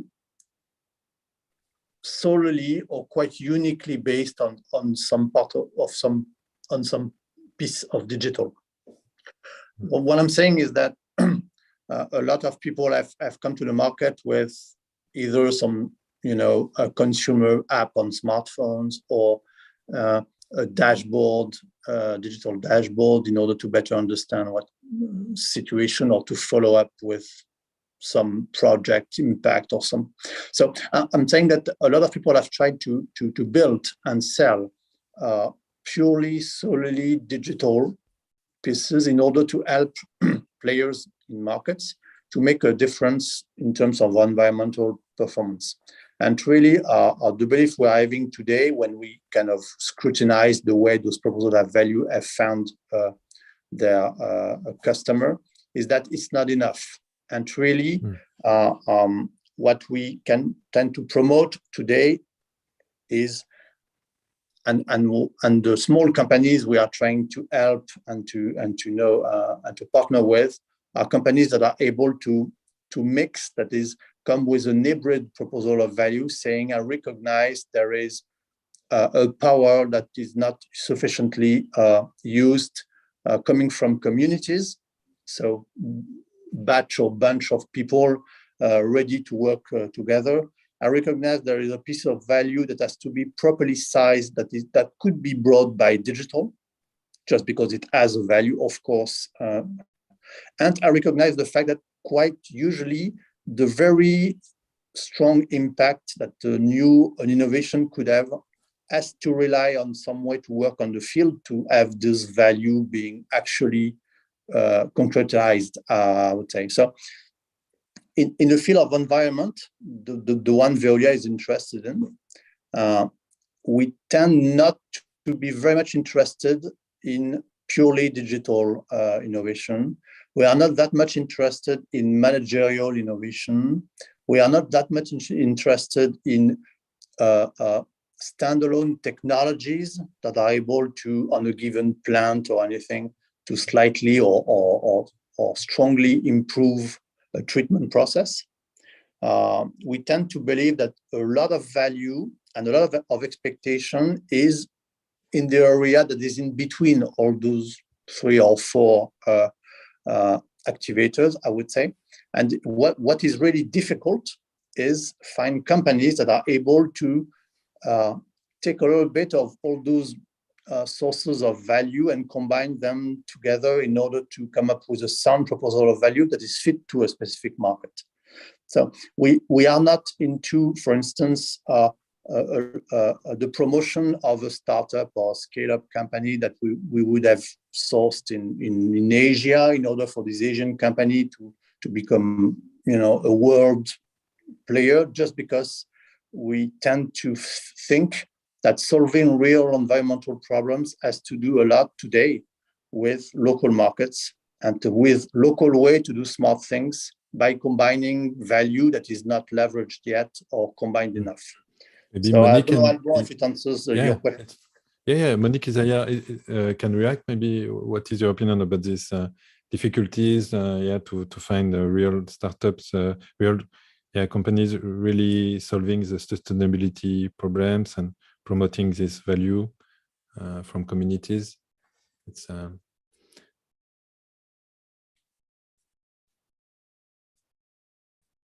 not only about pure digital, like Olivier said. Just to give you, it's like discussions. We try with Jason, George, and me. Will start the discussions between you, between Olivier, Isaiah, and Monique, and then also the entrepreneur can ask questions to you, and maybe having short answer, and so it can be like a ping pong and sharing ideas. Isaiah, Monique, you want to react on?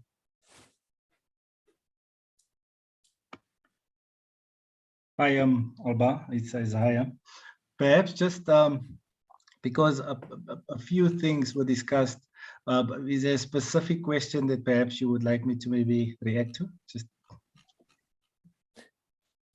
it's about the energy sustainability industry strategic group. So it's about the main strategies and the trends you see in strategy regarding startups, regarding big companies. Olivier said a lot of them are in the pure digital about performance, and not enough of them seems to be in the value recognizing from communities. It's difficult, he said, to find startups in the sustainability really having an impact on the environment. Okay, I see. Alba, perhaps just a few comments on that. I agree with it, and look, a lot of the companies, especially startups that we work with, tend to function independently. And if I heard maybe some of the comments that Olivier made, is that with that kind of approach, we won't necessarily achieve the results that we want. But specifically referring to South Africa, and it's interesting, with the pressure that South Africa is under, specifically Eskom, around having to decarbonize, and with the risk of losing up to 120,000 jobs. This is now including the mines and everywhere because of coal. And I think there's a target set by 2050, we should be off coal, and that's not far. Look, if you look at it, there's an amount of, I think Eskom has cited elsewhere that it needs $27 billion to do that. But the COP26 meeting, I think there's $8.5 billion that's been made available to that. So I'm saying all of that to say, there's a specific direction we're going in terms of energy, and that is off coal. And to me, that presents a significant opportunity to many entrepreneurs, and perhaps for some of them to join forces. And as I'm saying this, Alba, I'm now thinking of a project that we had many years ago, and I shared it on Friday when I met with some of the entrepreneurs, Baumi and Brighton and them. And maybe I'll just take a minute to quickly speak to that. And maybe this is a way of how we could consolidate the approach. The project we were running at the time, this is now a long time ago, mid-2000s, it was called a virtual power station. And really what it was built on, instead of generating megawatts, we said it was generating negawatts. In other words, it's saving energy. Wherever you're able to save energy from base or peak load, it goes into the virtual power station. In other words, when Eskom needed power and some manufacturing line or companies willing to switch off their plant for 2 hours for some incentive, and they feel it makes sense to them, they would switch off and that saving would go into the virtual power station. At one point, the value in the virtual power station was up to, I think it had a capacity of 4,000 megawatts, which is the equivalent of a power station, an average power station in South Africa. And that is in the direction of a greener energy, more sustainable energy, because it deals with saving. That kind of thing, Alba, made me think about non-customers.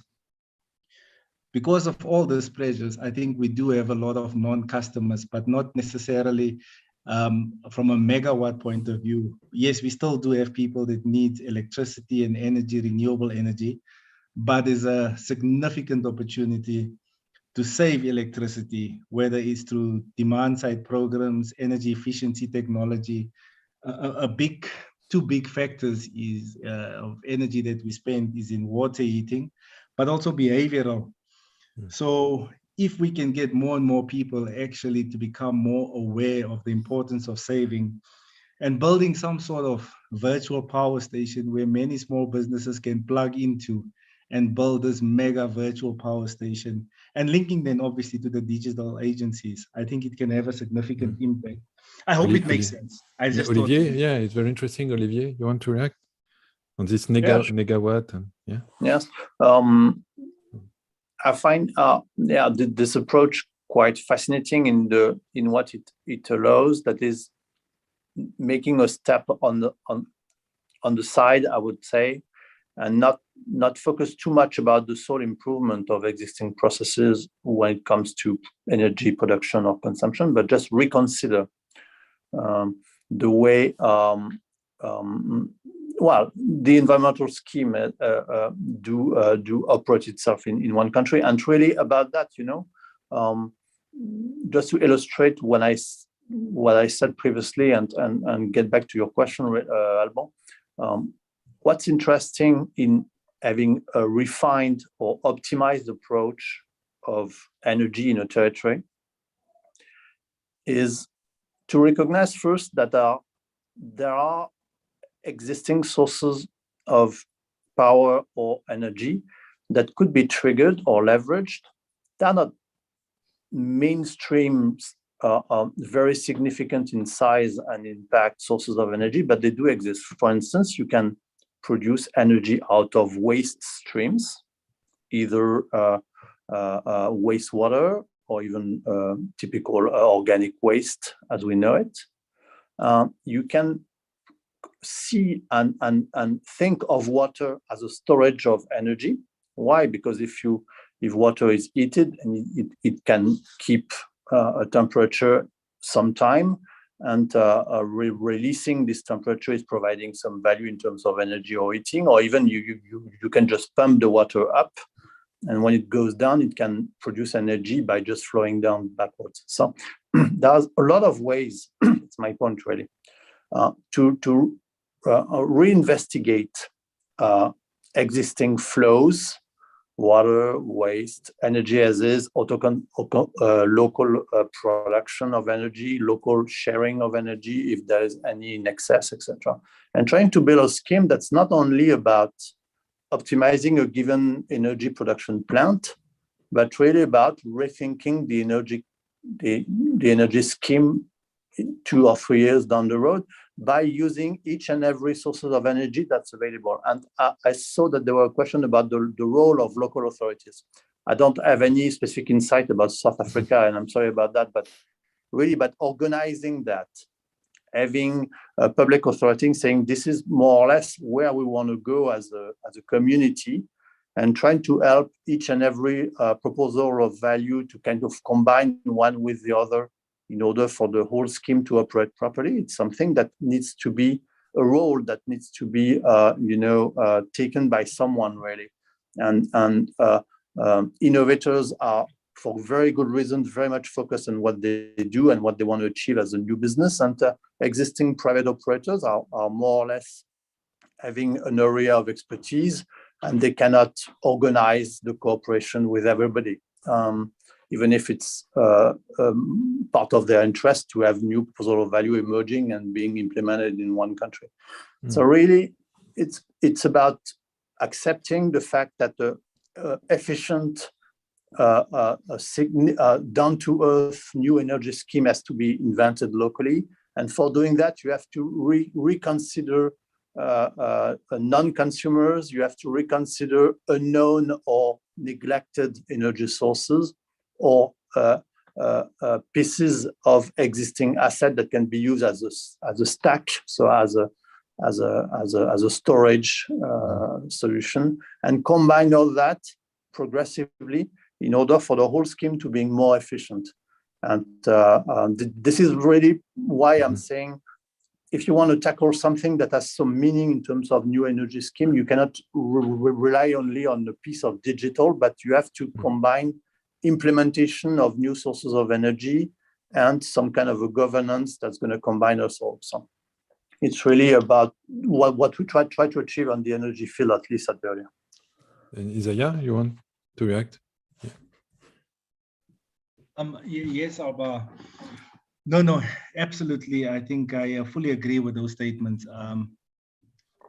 I think both methods has a place to in the as they call it, the just energy transition. But certainly, yeah, you need to have the technologies from a renewable point of view to solve many of these energy problems. For instance, in the city of Tshwane, and I just have to confirm this fact if it's still the case, but until a couple of years ago, in terms of land size, the city of Tshwane was the biggest municipality, the third biggest municipality in the world. Now that leaves us with many challenges. So if you look from an energy point of view, the way it's done currently, from ESCOM, where it's generated, transmission, and then distribution, you're over many kilometers, you need to set up infrastructure. And I think really with a scenario like this is where renewable energy, where you actually can go to the areas where energy is needed and come up with new models that's aligned with decarbonization. And I think that presents a significant opportunity. Then I just want to quickly comment on energy storage. I like what Olivier mentioned around water heating. It does take a lot of energy, but yes, indeed, when the water is warm, it can be seen as energy storage. And we have numerous projects, obviously, working and looking into energy storage because there's a couple of challenges, but let me refer to two main ones.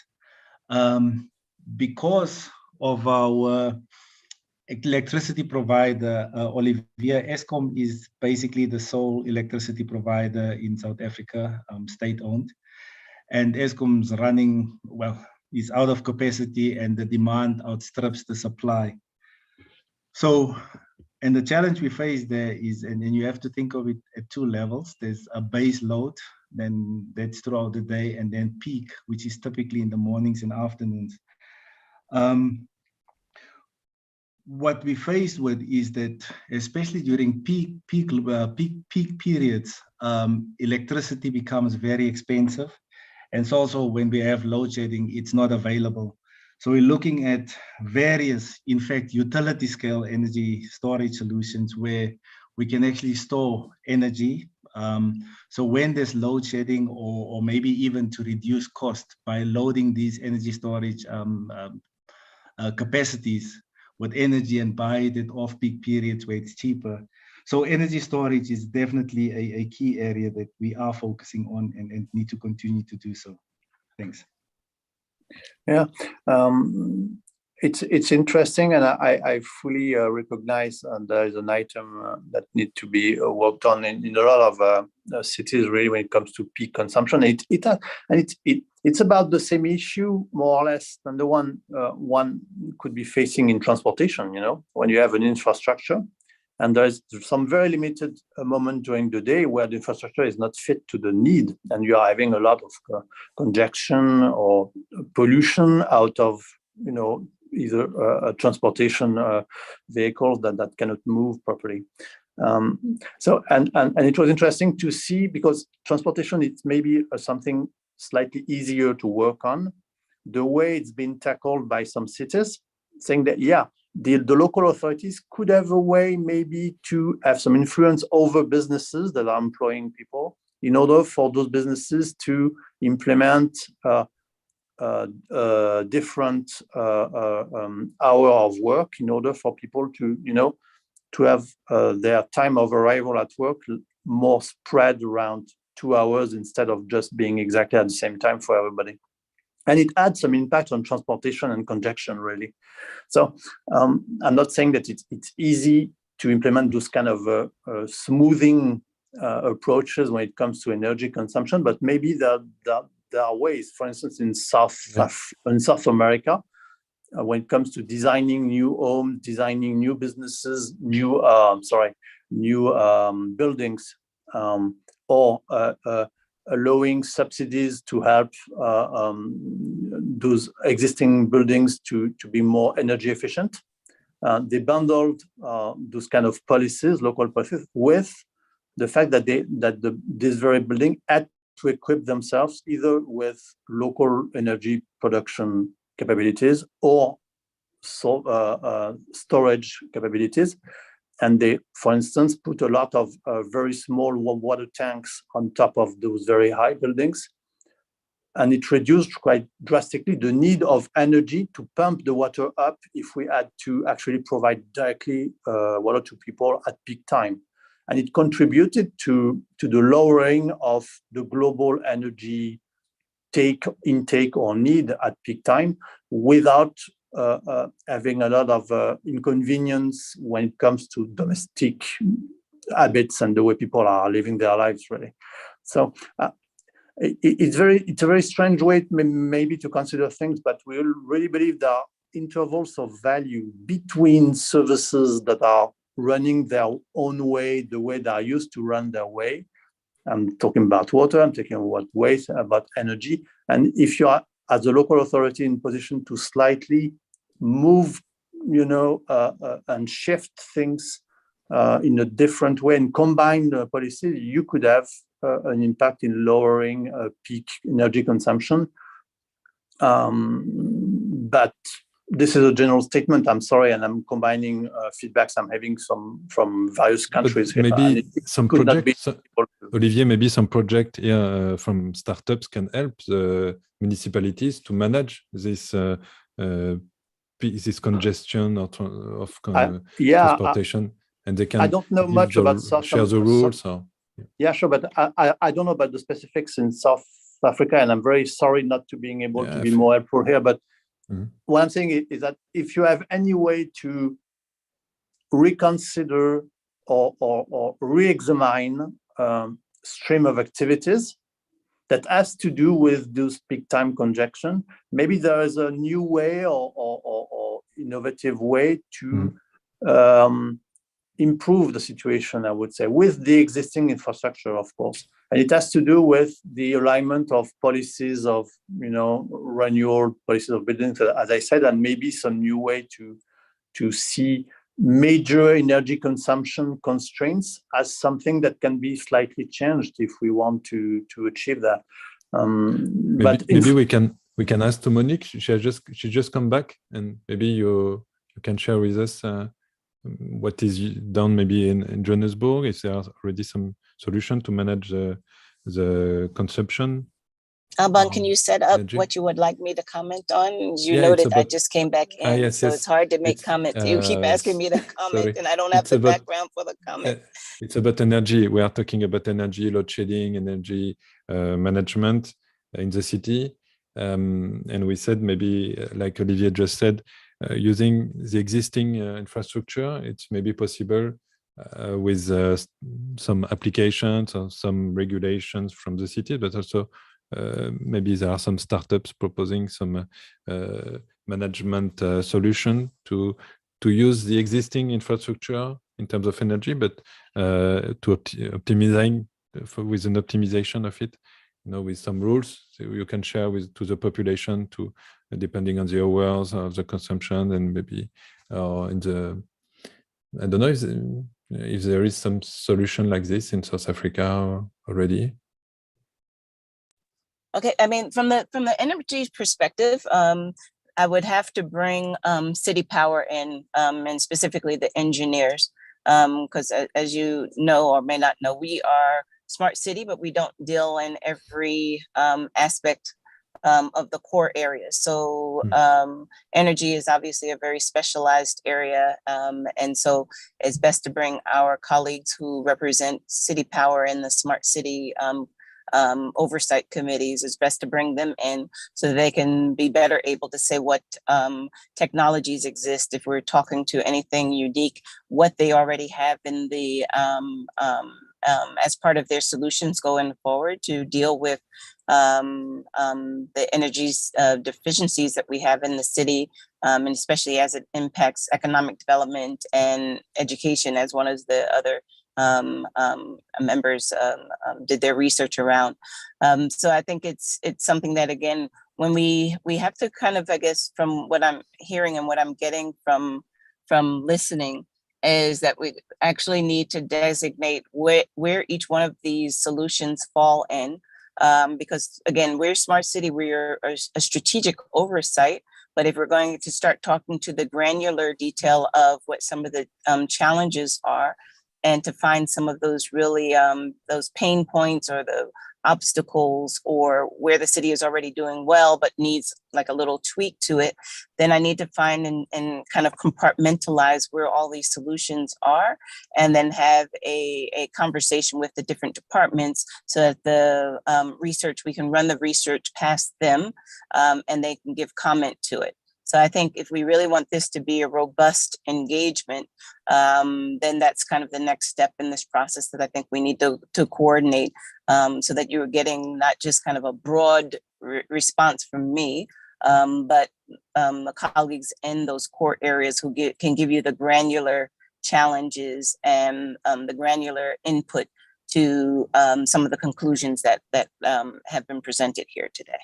It's very interesting. I think for the entrepreneurs like Brighton, Bami, and Kanayo, who are working on this energy field, it would be interesting for them to have this exchange, this information from your team, on the energy field. Yeah, I think it would be good. But yeah, maybe of course, it's like discussion, and we with the limit we have on knowledge, but it's to find new ways just to inspire the entrepreneurs and to find new opportunities. And I feel that maybe it could be one opportunity to have just a simple mobile app used by citizens, and saying, okay, when you can use the network, the energy network, or when it's to have just a basic optimization by the people in their use. I think it's certainly because there is a big issue in load shedding in South Africa, so it can be a first solution and very basic, and then can be completed. I don't know, Isaiah, your opinion about this?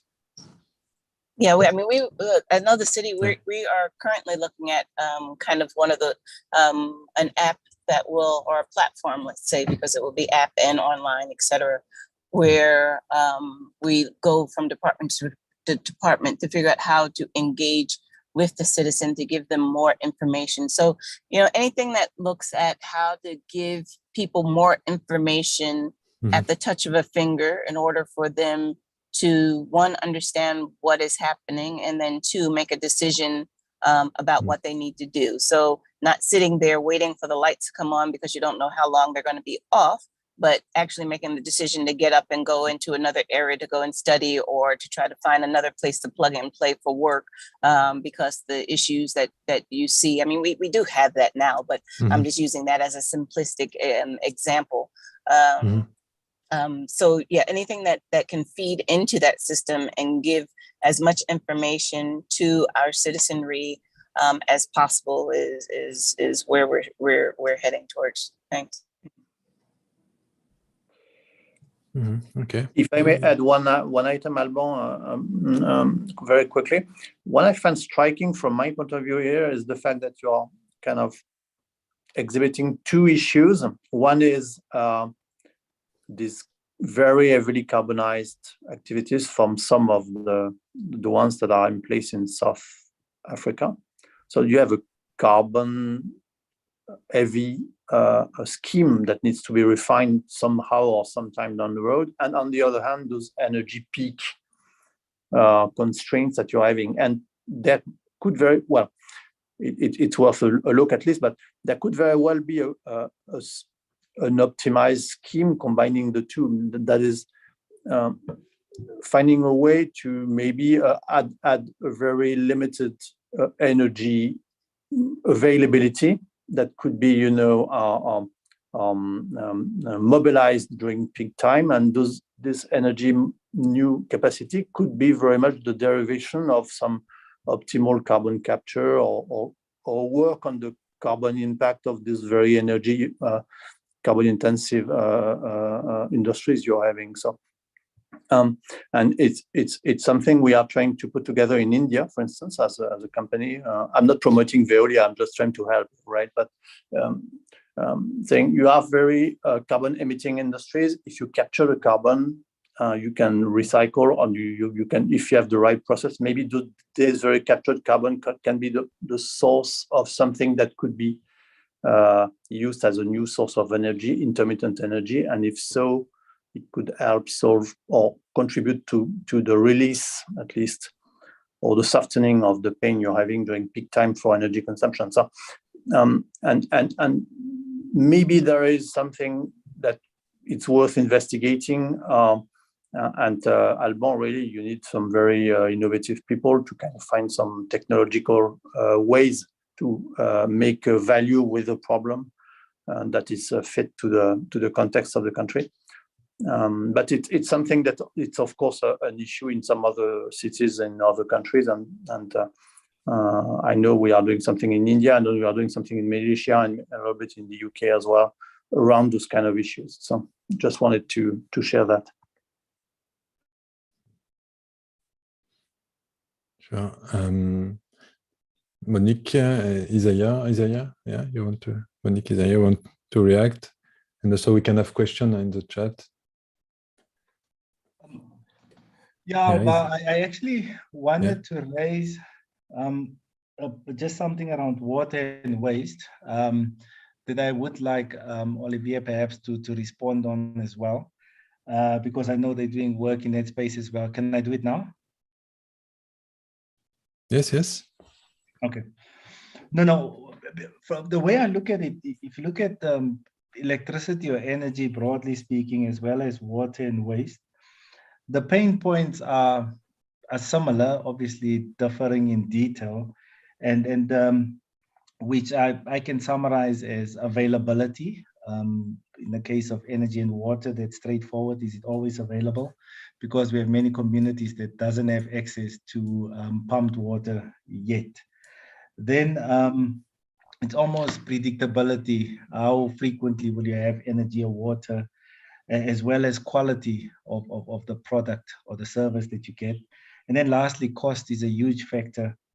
So with some of these things, and I know we spoke about energy, but let me just touch on water, because for instance, when you deal with water losses in municipality, for instance, leak and leak detection, and I know that's a space that you focus on, Olivier, because every kiloliter of water that you lose that's lost in revenue, apart from the fact that water is a scarce resource that you don't want to lose, there are many of these things that we really need to look into. And then, of course, quality, clean water. We still have many people that don't have access to clean water. And perhaps these are some of the things our entrepreneurs can think of. How do we get clean water at scale to many communities that doesn't have it yet? Then as I end off, I just want to then touch on waste and waste management. It is a challenge for us, and Monique, I would imagine for City of Joburg as well, as our landfill sites are filling up and are being closed down. We're running out of space, and recycling is not picking up or growing at the rate that it should be. But of course, there are opportunities for landfill sites, and again, work done in VEOLIA around waste to energy projects. And maybe these are some of the things we need to fast track. Last week with entrepreneurs, we spoke of maybe using some of the waste at these landfill sites, and it can be packaged as almost pellets and used as fuel for many production or manufacturing areas. And these are many opportunities. And I think the way I look at recycling, again, then I think we have many non-customers of recycling that are able to recycle, but because of behavior, lack of understanding, or whatever the reason is, they are not recycling at the moment, and it's really needed. And thinking, wearing almost a non-customer hat, these are some of the things that our entrepreneurs could assist us. And maybe even using models like jobs to be done, Alba, saying that maybe take it up further to the value chain from packaging. Maybe we don't need all the packaging that gets into the households. But yeah, these are just some comments I want to leave with, and maybe Monique and Olivier have comments. Thank you. Thank you, Isaiah. Also about packaging, we'll have tomorrow, we'll have today in the afternoon, the founder of Pandobac, which has which a very successful startup in France, to eliminate, they eliminate, and with the consulting, they eliminate all the waste from the restaurant and delivery. Just by consulting, by changing the process and optimization. They will talk about it in the afternoon. There are some questions in the chat also, or maybe Olivier or Monique, you want to react also on what Isaiah said? Yeah, I can try to just add one word to what's been said here. The recycling problem generally, either you take it as a whole with very large ambition, large investment capabilities, and you say, hey, I want to go from A to B, and it's going to be through technology or implementation of some solution that I'm going to reach my B target, I would say. But as you perfectly said, I think that there's areas of action in the whole recycling scheme, having some recyclables, do some recycling, having some customers interested in the recycled products, etc. There are some sides of the problem that can be very much tackled with very high impact, but it does very niche projects around the recycling global thing has to be discovered or tackled by innovation, small companies typically. And I do agree very much with that. Entrepreneurs, it's very useful, I think, to designate there is kind of a gold mine here that it's not leveraged yet by any way, or maybe some way, if some, but find a way to extract value in a way that's feasible, that is not too complex, not too lengthy, not too demanding, but produce value. It's really the talent of entrepreneurs to kind of see the way, propose something, and maybe try and fail or try and scale. And my company really here could with pleasure, I think, help and mentor, or being part of that. But we are not going to be the one very smart in proposing what has to be done.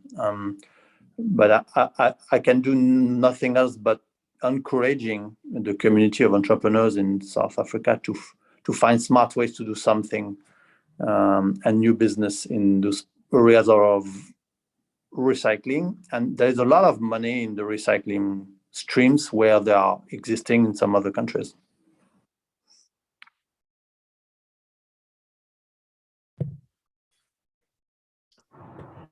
I really have nothing to add to the comments that were already made. I think it's been spot on, the indication that people are not recycling as much as they should be. It's spot on to indicate that there's not enough companies and entrepreneurs looking at the recycle industry and what types of products and services are required in order to really maximize the industry. So separate and aside from garbage collection, where we are not keeping up, I think the challenge is, why do people not see value in the industry? And that deals with awareness, that deals with entrepreneurialism, that deals with people understanding the innovation or the innovativeness that is accessible and available as it relates to waste and converting recyclable waste back into something that can be reused.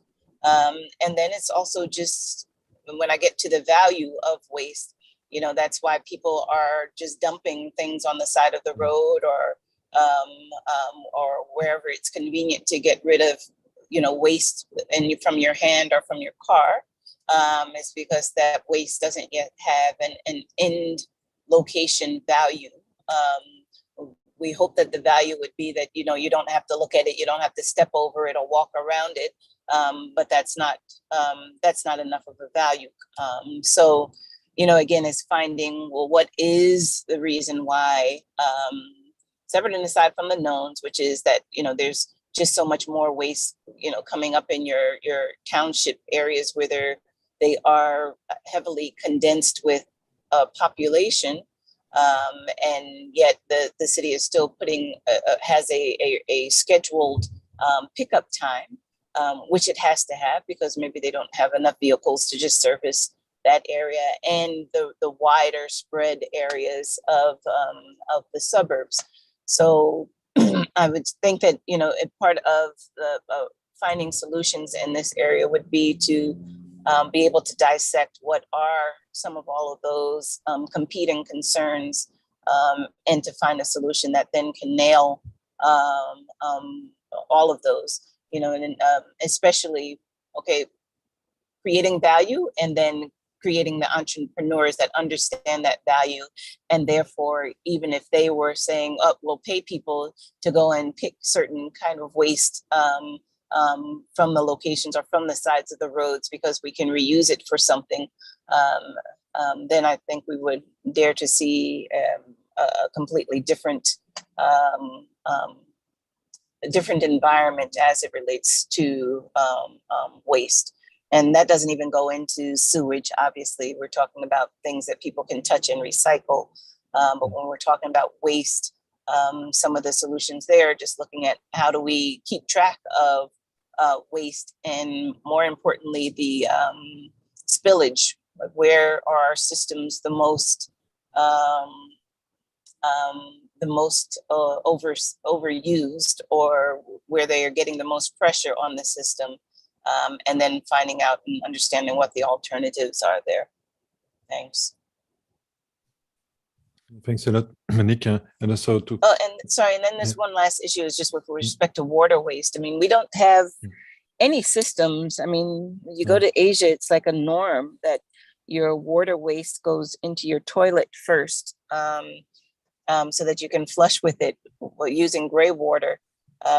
We don't even have an industry that addresses that, that people can then, decide for themselves when they're building their houses or where they're upgrading their houses, or selecting if one toilet goes off and you have to buy another one, where the option is not well publicized about how to connect your gray water to your flushing so that you are better using water. I mean, it's just not even an industry here. It's not even in the presence of mind.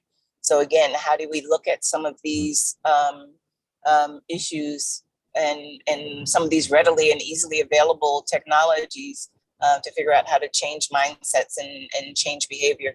Thanks. Yeah, it's very interesting. Yeah, it's maybe there is an opportunity to create something new, a new industry.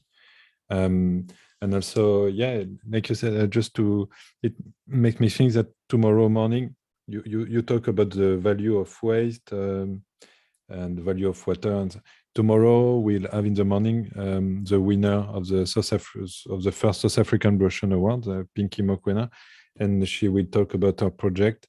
Our project is to use the waste from agriculture to make a clean water. So we can make very new water, clean water using the waste. So I'm sure that waste can have a very good value. We have several groups working on waste management. They think about how to involve the pickers and to develop also this parallel industry and make it very more efficient. I see in the chat we had some questions. Is it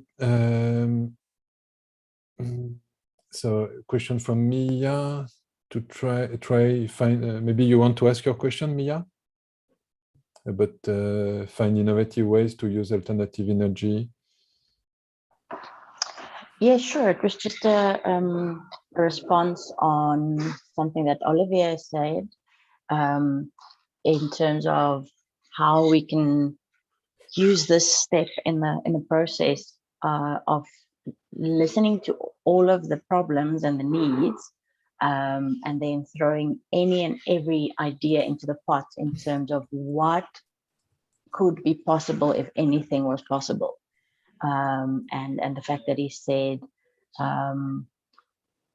is there a way to address two problems or needs possibly with the fact that we in South Africa have such power issues or the load shedding power outages? And then of course there's the heaviness, we're a very carbon heavy country, or our power generation source is very carbon heavy. And is there a way to specifically look for some kind of way, some kind of innovation that addresses how we use alternative energy, specifically in that time when we don't have other energy to, I guess that would also then encourage people to go to alternative sources of energy if there was something obvious, easy, affordable, and reliable to use in the times when we sit without power, which I guess people are doing with gas or with solar or with whichever means they have. And can that somehow also address carbon reduction? So yeah, maybe we'll let Olivier answer. That step of just throwing it all together and what if. Yeah. And because Olivier has to leave quite soon, so I will let him answer. Yes, well, it's really difficult for me to be more specific, of course. What I can say is, what's interesting about that, I think it has a positive momentum. What I'm saying is that even if there is only a very limited, in terms of impact, idea that would, release part of the carbon problem to fuel some part of the solution on the energy consumption peak time. Even if it's very small and very indirect, like the carbon that would be saved can be used by an industry instead of something else that would have to be burned or produced with energy, blah, blah, blah. Even if it's a very long story and not a very powerful story, it has positive momentum, saying that if there is a way to implement something, then it could be the start of more of those, research and solution. And maybe the first solution can be slightly adapted or transformed become larger and then become significant. Because if you're using one problem to solve the other one, even if you're small, it's the momentum is positive. It's not something that's going to be done once for all with no follow-up. That's imaginable, and it's why I was stating that as well, because even if you are having some interviews with some side of the carbon problem and seeing a way to maybe find a stream of value between that through another company, maybe all the way to having an energy saving impact. If you find one way, it's really the talent of entrepreneurs to find those ways and maybe have people that are in different businesses to talk together about a way to do something like that. And even if it's minimal, it can be inspiring. If it's inspiring, it's going to raise everybody's spirit, saying, hey, maybe there are some other ways and more impactful ways to do good with bad and vice versa. And it's why well, I think that my Indian colleagues are working on that just because of this political impact there would be in having a solution implemented like that. So now I don't know exactly about the specifics of your carbon intensity. I don't know the specifics of your energy exactly scheme, but what's encouraging really is that peak time energy consumption is a very peak, of course, moment. It's a moment when if you had like capacity production energy problems all day, it's really a massive issue. But if it's only, I would say, a peak time issue, then there should be a way to work on those issues and have, as everybody said, something to educate people. Of course, it's going to have some impact, a way to kind of move this very intensity peak in something that's more like an half an hour and not 10 minutes is going to have a tremendous impact. And so there are some workarounds, and it's interesting to see that the problem maybe could have some partial solution brought by entrepreneurs, so people with ideas more than large industrial players. So happy to challenge any idea you could have, and any insight you could get from the field and the market actually you're in. Of course, as a company, I think we would be very happy to help if we can, but I cannot elaborate much further. I'm sorry. Thanks so much. You're welcome. Thank you, Olivier. Have a nice day. Thanks for your time, and thanks for support from VEOLIA and on your team. Always. See you soon. Yeah, thank you, Olivier. And Isaiah, you want to react? And I know you have to leave also after. Yes, Alba. Perhaps I can also just add to what Olivier said to his response to the question. Perhaps looking at the facts also from South Africa, because I quite liked what he said. I've forgotten the name of the person that asked the question. Who was it, Alba? Yeah. I can hear you. Yeah. Well, let's look at the facts, the opportunity, and if you now think of it from a business point of view, as an entrepreneur, you need to create a product and create a hunger for your customers to sell it so that you make money. Here's the thing. Firstly, we have a situation in the country where energy and mainly electricity in South Africa is not always available. So there should be a demand for new solutions.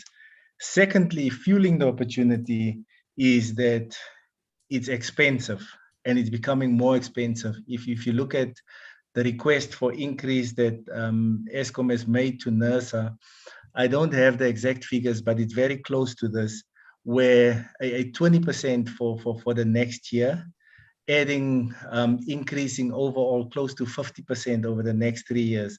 That's what is being asked for, and it's not yet granted, but it makes this product that's already not available more and more expensive. Third, that fuels the opportunity that you as entrepreneurs should consider is that whilst Eskom's asking for this money where it's not always available, there's already pressure internationally to decarbonize, to say, let's get off coal. And the first amount is already earmarked to get South Africa and specifically Eskom, well, not only Eskom, broader than that, of coal. I think it's an amount of close to 135 billion for the next couple of years. And that's then the space, I mean, it creates an ideal space, I think, for entrepreneurs to get into the area, understand the pain and the opportunities that customers are experiencing, but set up businesses that can really solve this problem, because I think the basic building blocks, which I think is really significant, is already put in place, and regulations actually to make the field for entrepreneurs to play is already being updated. So I will leave with that comment. Thanks, Alba. Thanks a lot, Isaiah. Maybe Alba? Monique, you, yeah. I just saw a question there for someone, from someone for saying you. the space Yeah, for space competition.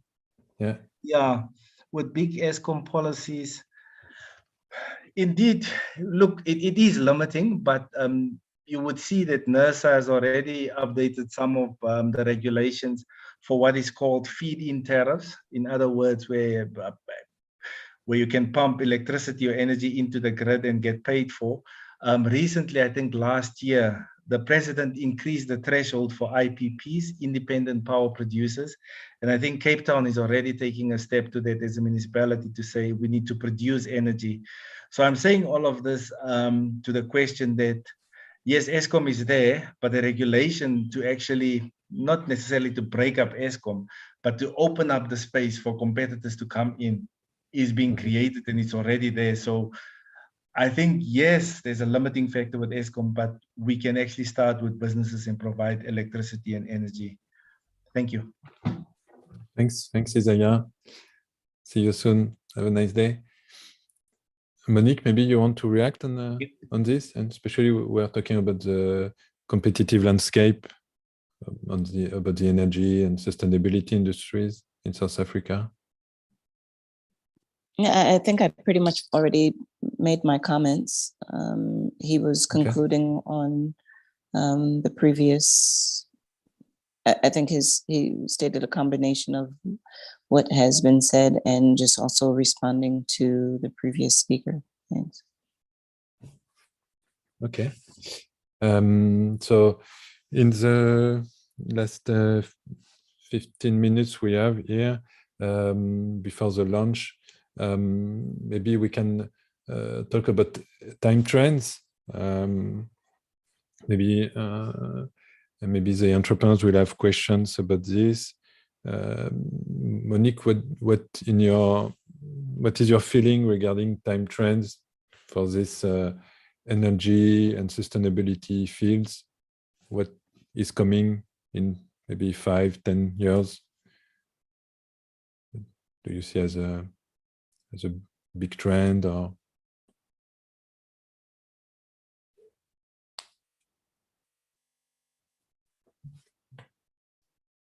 Sorry, I was trying to find, I had the chat open. I was trying to get back to my microphone.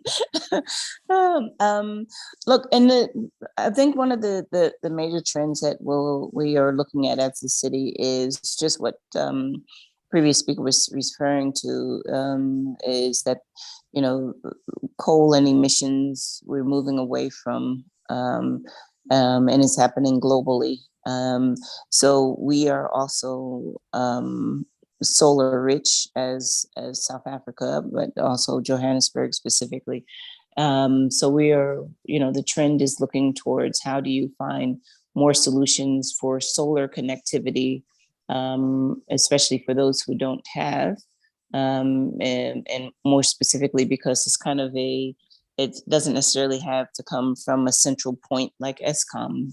You can create small distributor networks across cities and townships, and especially informal areas, so long as there's a land mass big enough to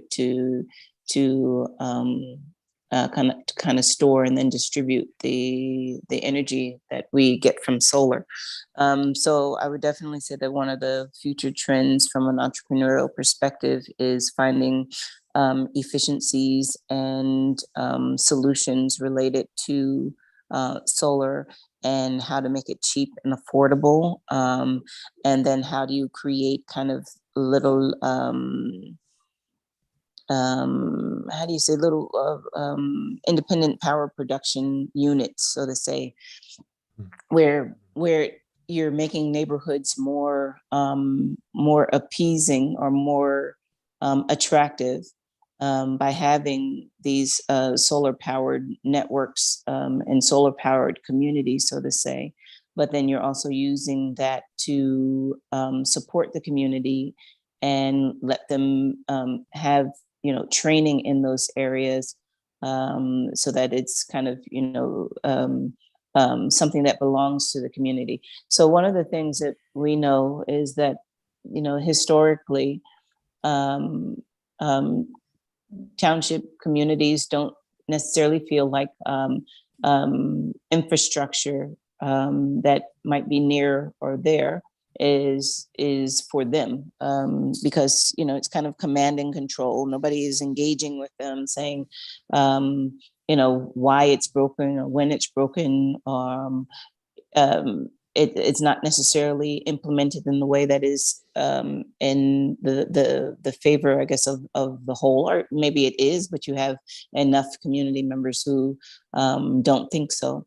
And so the question becomes, how do you, again, this whole concept of value, how do you create value in your residents, in the mindsets of your residents, that what you are bringing into their community has value for them?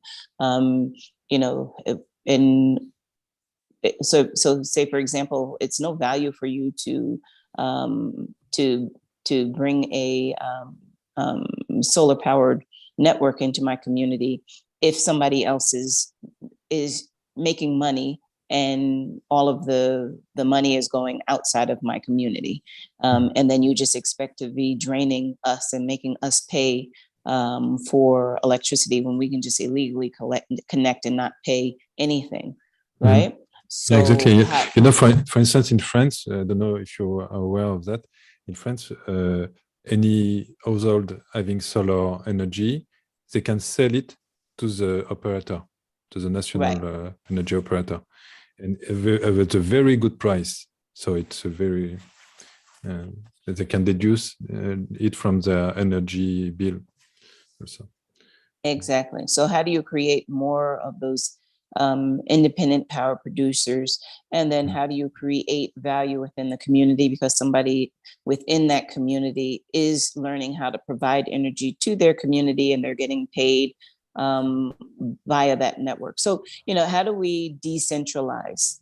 Because I think centralization is a concept of a capitalist concept, where you have already gone through the previous evolution, where before it was a bunch of small independents who were helping each other in their communities.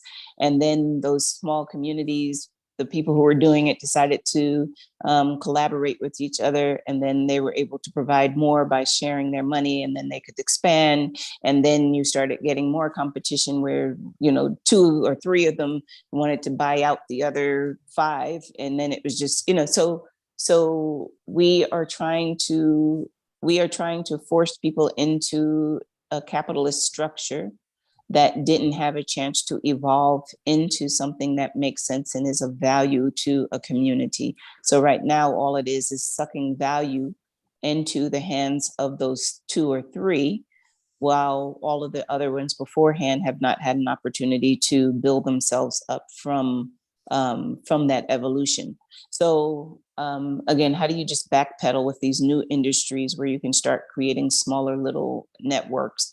And similar to the backyard businesses, where a significant portion of informal settlements and townships, the income is coming from rentals. You have your property, you have your main house, you create backyard rooms, and that's where you get a monthly steady income. So similarly, how do we find other ways of replicating that so that you have small independents, but they're producing and contributing to a cooperative or collective of whatever it is that they're producing, be it solar or what have you, and then it goes into more of a capitalist system. So that's I guess that's kind of what I want to put there. Thanks a lot. I saw in the chat, Jason said you are very good, also in your experience in Joburg, good example also of issues there in the US, in the cities, in mid cities, they have quite facing the same issues. I don't know, Jason, George, if you have some questions, last question for Monique about time trends, about George, maybe, don't know. Yeah. I think there was a question to me asking whether or not we think people would rather be incentivized or load shed versus being incentivized. I think it's very simplistic to ask the question because there's a whole bunch of networks and technology and I guess figuring out how do you merge the system. So yes and no. The yes being we haven't yet figured out what is the city's business model. So if you create a bunch of independents that no longer need the city, how does the city operate and how does it continue to provide? Because the first people who are going to jump off of the network are all the people who can afford to self-provide. So if you incentivize them to self-provide, they're going to jump off the network very quickly, and we're not going to get the revenues that help us to provide electricity to areas where people are not paying or where there's just impoverishment and people would love to pay, but they don't have the income to pay.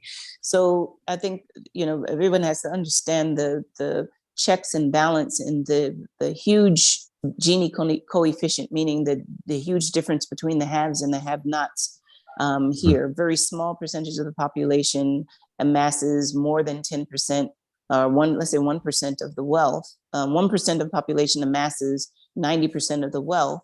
And so we are heavily dependent as a municipality on those individuals and businesses that are paying. You incentivize them to get off the network, they're the first ones to jump. So this is a balancing act. And unfortunately, when you're trying to balance something this fragile, it often ends up causing more delays than you would want to. So ideally, no, we would love to incentivize.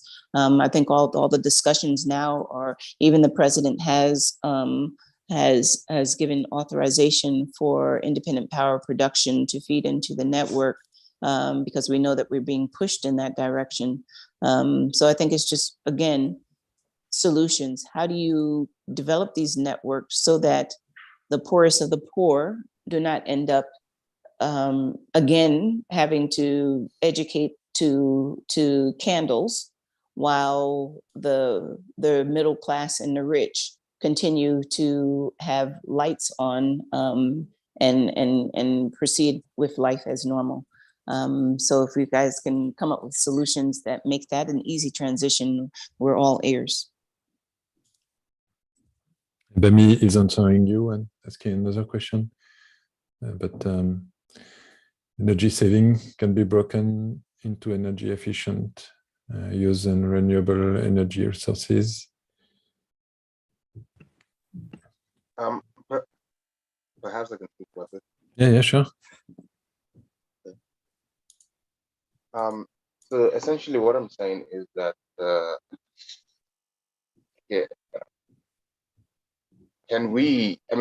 would the city of Johannesburg, perhaps with energy efficient use, right, would they be able to would they be keen on supporting efforts that allow people to use energy more efficiently? And the reason why I'm talking about energy more efficiently is because, like you said, to your point, alternative energy sources can really be used by those who can afford it. And so for those who can't afford it, energy efficient use is their best way of really saving energy, right? And lessening their carbon footprint in any way. How would that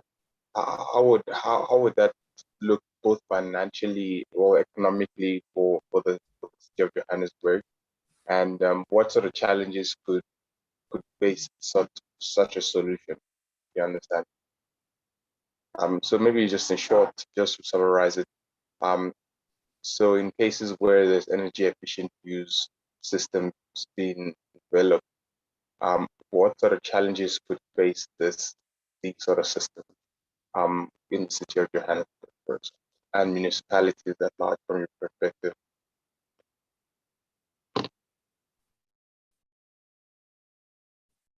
Sorry, can you give me more of an example? Because right now I'm trying to conceptualize and make an example in my mind, but it might not be exactly what you are thinking about. Can you just give me an example? Yeah, cool, no problem. So probably one example would be people, let's say, when we talk about energy efficient use, let's say, there are two examples of behavioral changes. For example, people bathing at night as opposed to in the morning. It could also be things like people cooking at night for the morning as opposed to the morning, or even people just using more efficient appliances, for example, in order to save energy.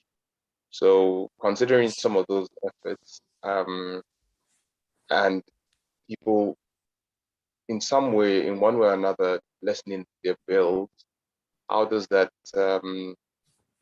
how would that be compensated by the city? Will the city be willing to compensate such efforts? Because essentially it means that power that's generated at non-peak times is being I'll jump used. in there because the city, I don't know if you've ever looked at the bills, but the city already has that where they charge a lower tariff for non-peak times. So in that way, incentivizing people who don't have to use it when everyone else is using it to rather delay, you know, similar to, I guess, it reminds me of like Planet Fitness, where peak times you charge at a higher rate. And then those who don't really have to be there at peak time, you give them at a much lower rate. So the city already does build that into electricity most specifically. Yeah, I think what I mean by incentivize is, would they rather, because yes, it is built in, but currently there is still load shedding, right? If there was a more efficient way of doing it where we actually don't load shed, then there is incentive for people who decide to not use energy at peak times. Okay, but the load shedding is not merely a function of usage. The load shedding is a function of infrastructure breakdowns. So most of the challenges that we recently experienced was we were going from one breakdown to another, or one vandalism to another. So the reason why you don't have load shedding at the moment is because, you know, there's a fair balance on the system right now. However, that does not mean that, you know, another breakdown is not imminent. And so that's where the challenge becomes, where we were supposed to have more energy coming online in order to avoid the you know, not an if it's going to happen, but when does it happen again? So we pretty much know that it is going to happen. We just don't know exactly when. So the question is, how do we build up our infrastructure in order to make sure that we are properly capacitated? Because if you can't flip a switch and move a load from one network that is down onto the other network, that's where you start getting the shutdown issues. So again, we're looking more at building up energy mix so that there are more varieties and more sources of energy that we can tap into. And then looking at how do you ensure that there's the equitable access to it as well. So no matter who you are, you should have access to energy as kind of your basic services, basic service requirements. And then when we're talking about efficiencies, I think the efficiency is looking at the type of energy that we're using. So we know that the type of coal energy that we're using now is highly inefficient for a variety of reasons. One, the supply chain that is required for it to sustain itself, the type of equipment that is required, the energy networks that have to be created and maintained, et cetera. And then, it's not like you're really storing the energy as you could with solar. You could at least store it into something. So I think and I mean, there's storage. Anyway, I'm not going to get into detail. I think you know what I mean, the distinction between what I'm referring to. So I think the key to the question is, how do we increase our energy mix? And then how do we create industries around them such that, again, they are creating a value to community members, and it is a disincentive for them to allow somebody to vandalize it, or it's a disincentive for them to misuse it, because then it has a direct impact on them as well. I hope I answered your question. Yes, you did. Thank you for that, Monique. I think it will be very useful for me and Kanayo and Brighton to actually speak to you maybe sometime this week around some of these topics, if you're available. Thank you. Yeah, this week is going to be very complicated. I would suggest early next week, because again, next week is complicated after the midweek. Okay. So Monday or Tuesday of next week. Cool. We'll set something up, I guess. Thank you. Thanks a lot. Thanks a lot, Monique, for your time. I know it was not planned because of this emails issues. And so we will, to all the entrepreneurs, we'll meet again. We'll now have the lunch pause. We'll meet again at 2 p.m. for another session about water waste management. We'll have, as I said, Pandobac founder. We'll have VEOLIA engineers. We'll have also an investor. Yeah, Anne from the European Commission. She's an investor innovation expert for the European Commission. So they will fuel you. I hope you feel the interest of these exchanges, this discussion, very open, but I think it brings you a lot. And it was. Can I just mention, even for the waste, the waste innovators, we've got really an amazing team and an innovation committee for the waste and water segment. So if you can maybe just contact me, and I can try to again set up something similar to the energy discussions. Sure. I can, because again, I'm Smart City, and we look over everything broadly, but we are looking at specific programs that help us to move into a smart city. It's the departments themselves who are looking at that particular area specifically, and all of the various innovations that need to be integrated in that space. So it'd be kind of great to have them have a conversation, with that relevant department or municipal entity. Thanks. I've planned to send you on WhatsApp the summary of all the contact requests we had for you. So I will send. But also, maybe I can share directly with the entrepreneurs your email or maybe your WhatsApp. I don't know, to exchange and plan these meetings. Don't know. Oh, I will send you their contacts on WhatsApp. I think it's the best, so you can contact. Yeah, them if you directly. can. Yeah, I mean, if you can give them my email address, I appreciate it. Yeah.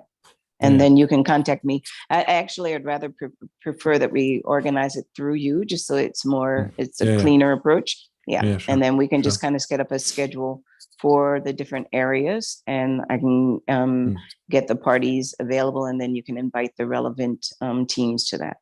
Thanks. Okay. Perfect. Thank you. Thanks Take care, everyone. Thank you, Have Monique. a great afternoon. Have a nice day. Yeah, sure. Thanks, Monique. Appreciate. Most welcome. Thanks. So, of course, Nakomo Lang, you can, you want, in fact, everybody can join. Yeah, it's, these exchanges, this discussion we have with the guest, with the guest speakers, it's value, it's content for all of you. You see, even if you are not exactly on the industry we are talking about, of course, and in the Komogelang, you are also working on bicycle, but it's for also eco bicycles, and it's connected with waste management, of course. So we really we really engage you and really recommend you to join us at each of the sessions if you can, because you see it's a big content and very rich. There is also the video replay if you want to go back or if you have missed some session. So we come back here at the same place at 2 p.m. So in 1 hour 30 after the lunch. And it would be, as we said, engineers from VEOLIA. They are mechanical engineer and chemistry, specialized in water and waste management, and also Pandobac, as I said, the co-founder of Pandobac Rock, and also here an investor, so an investor and an independent business angel, and she's also the president of the jury of the Blue Ocean Awards every year. So she has a very good overview on all the innovation and all industries you are working on from the European Commission perspective. So she knows what is coming. George, Jason, you want to share a word before we come back?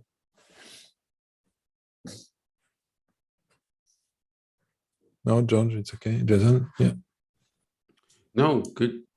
Very insightful. Yeah, I think so. George, you think the same? It was yes, the VEOLIA Connect is useful because they cover a whole range, and Monique was very useful because she will link people to the right specialist in the city. Yeah. Okay, so thanks everyone. See you soon at 2 p.m.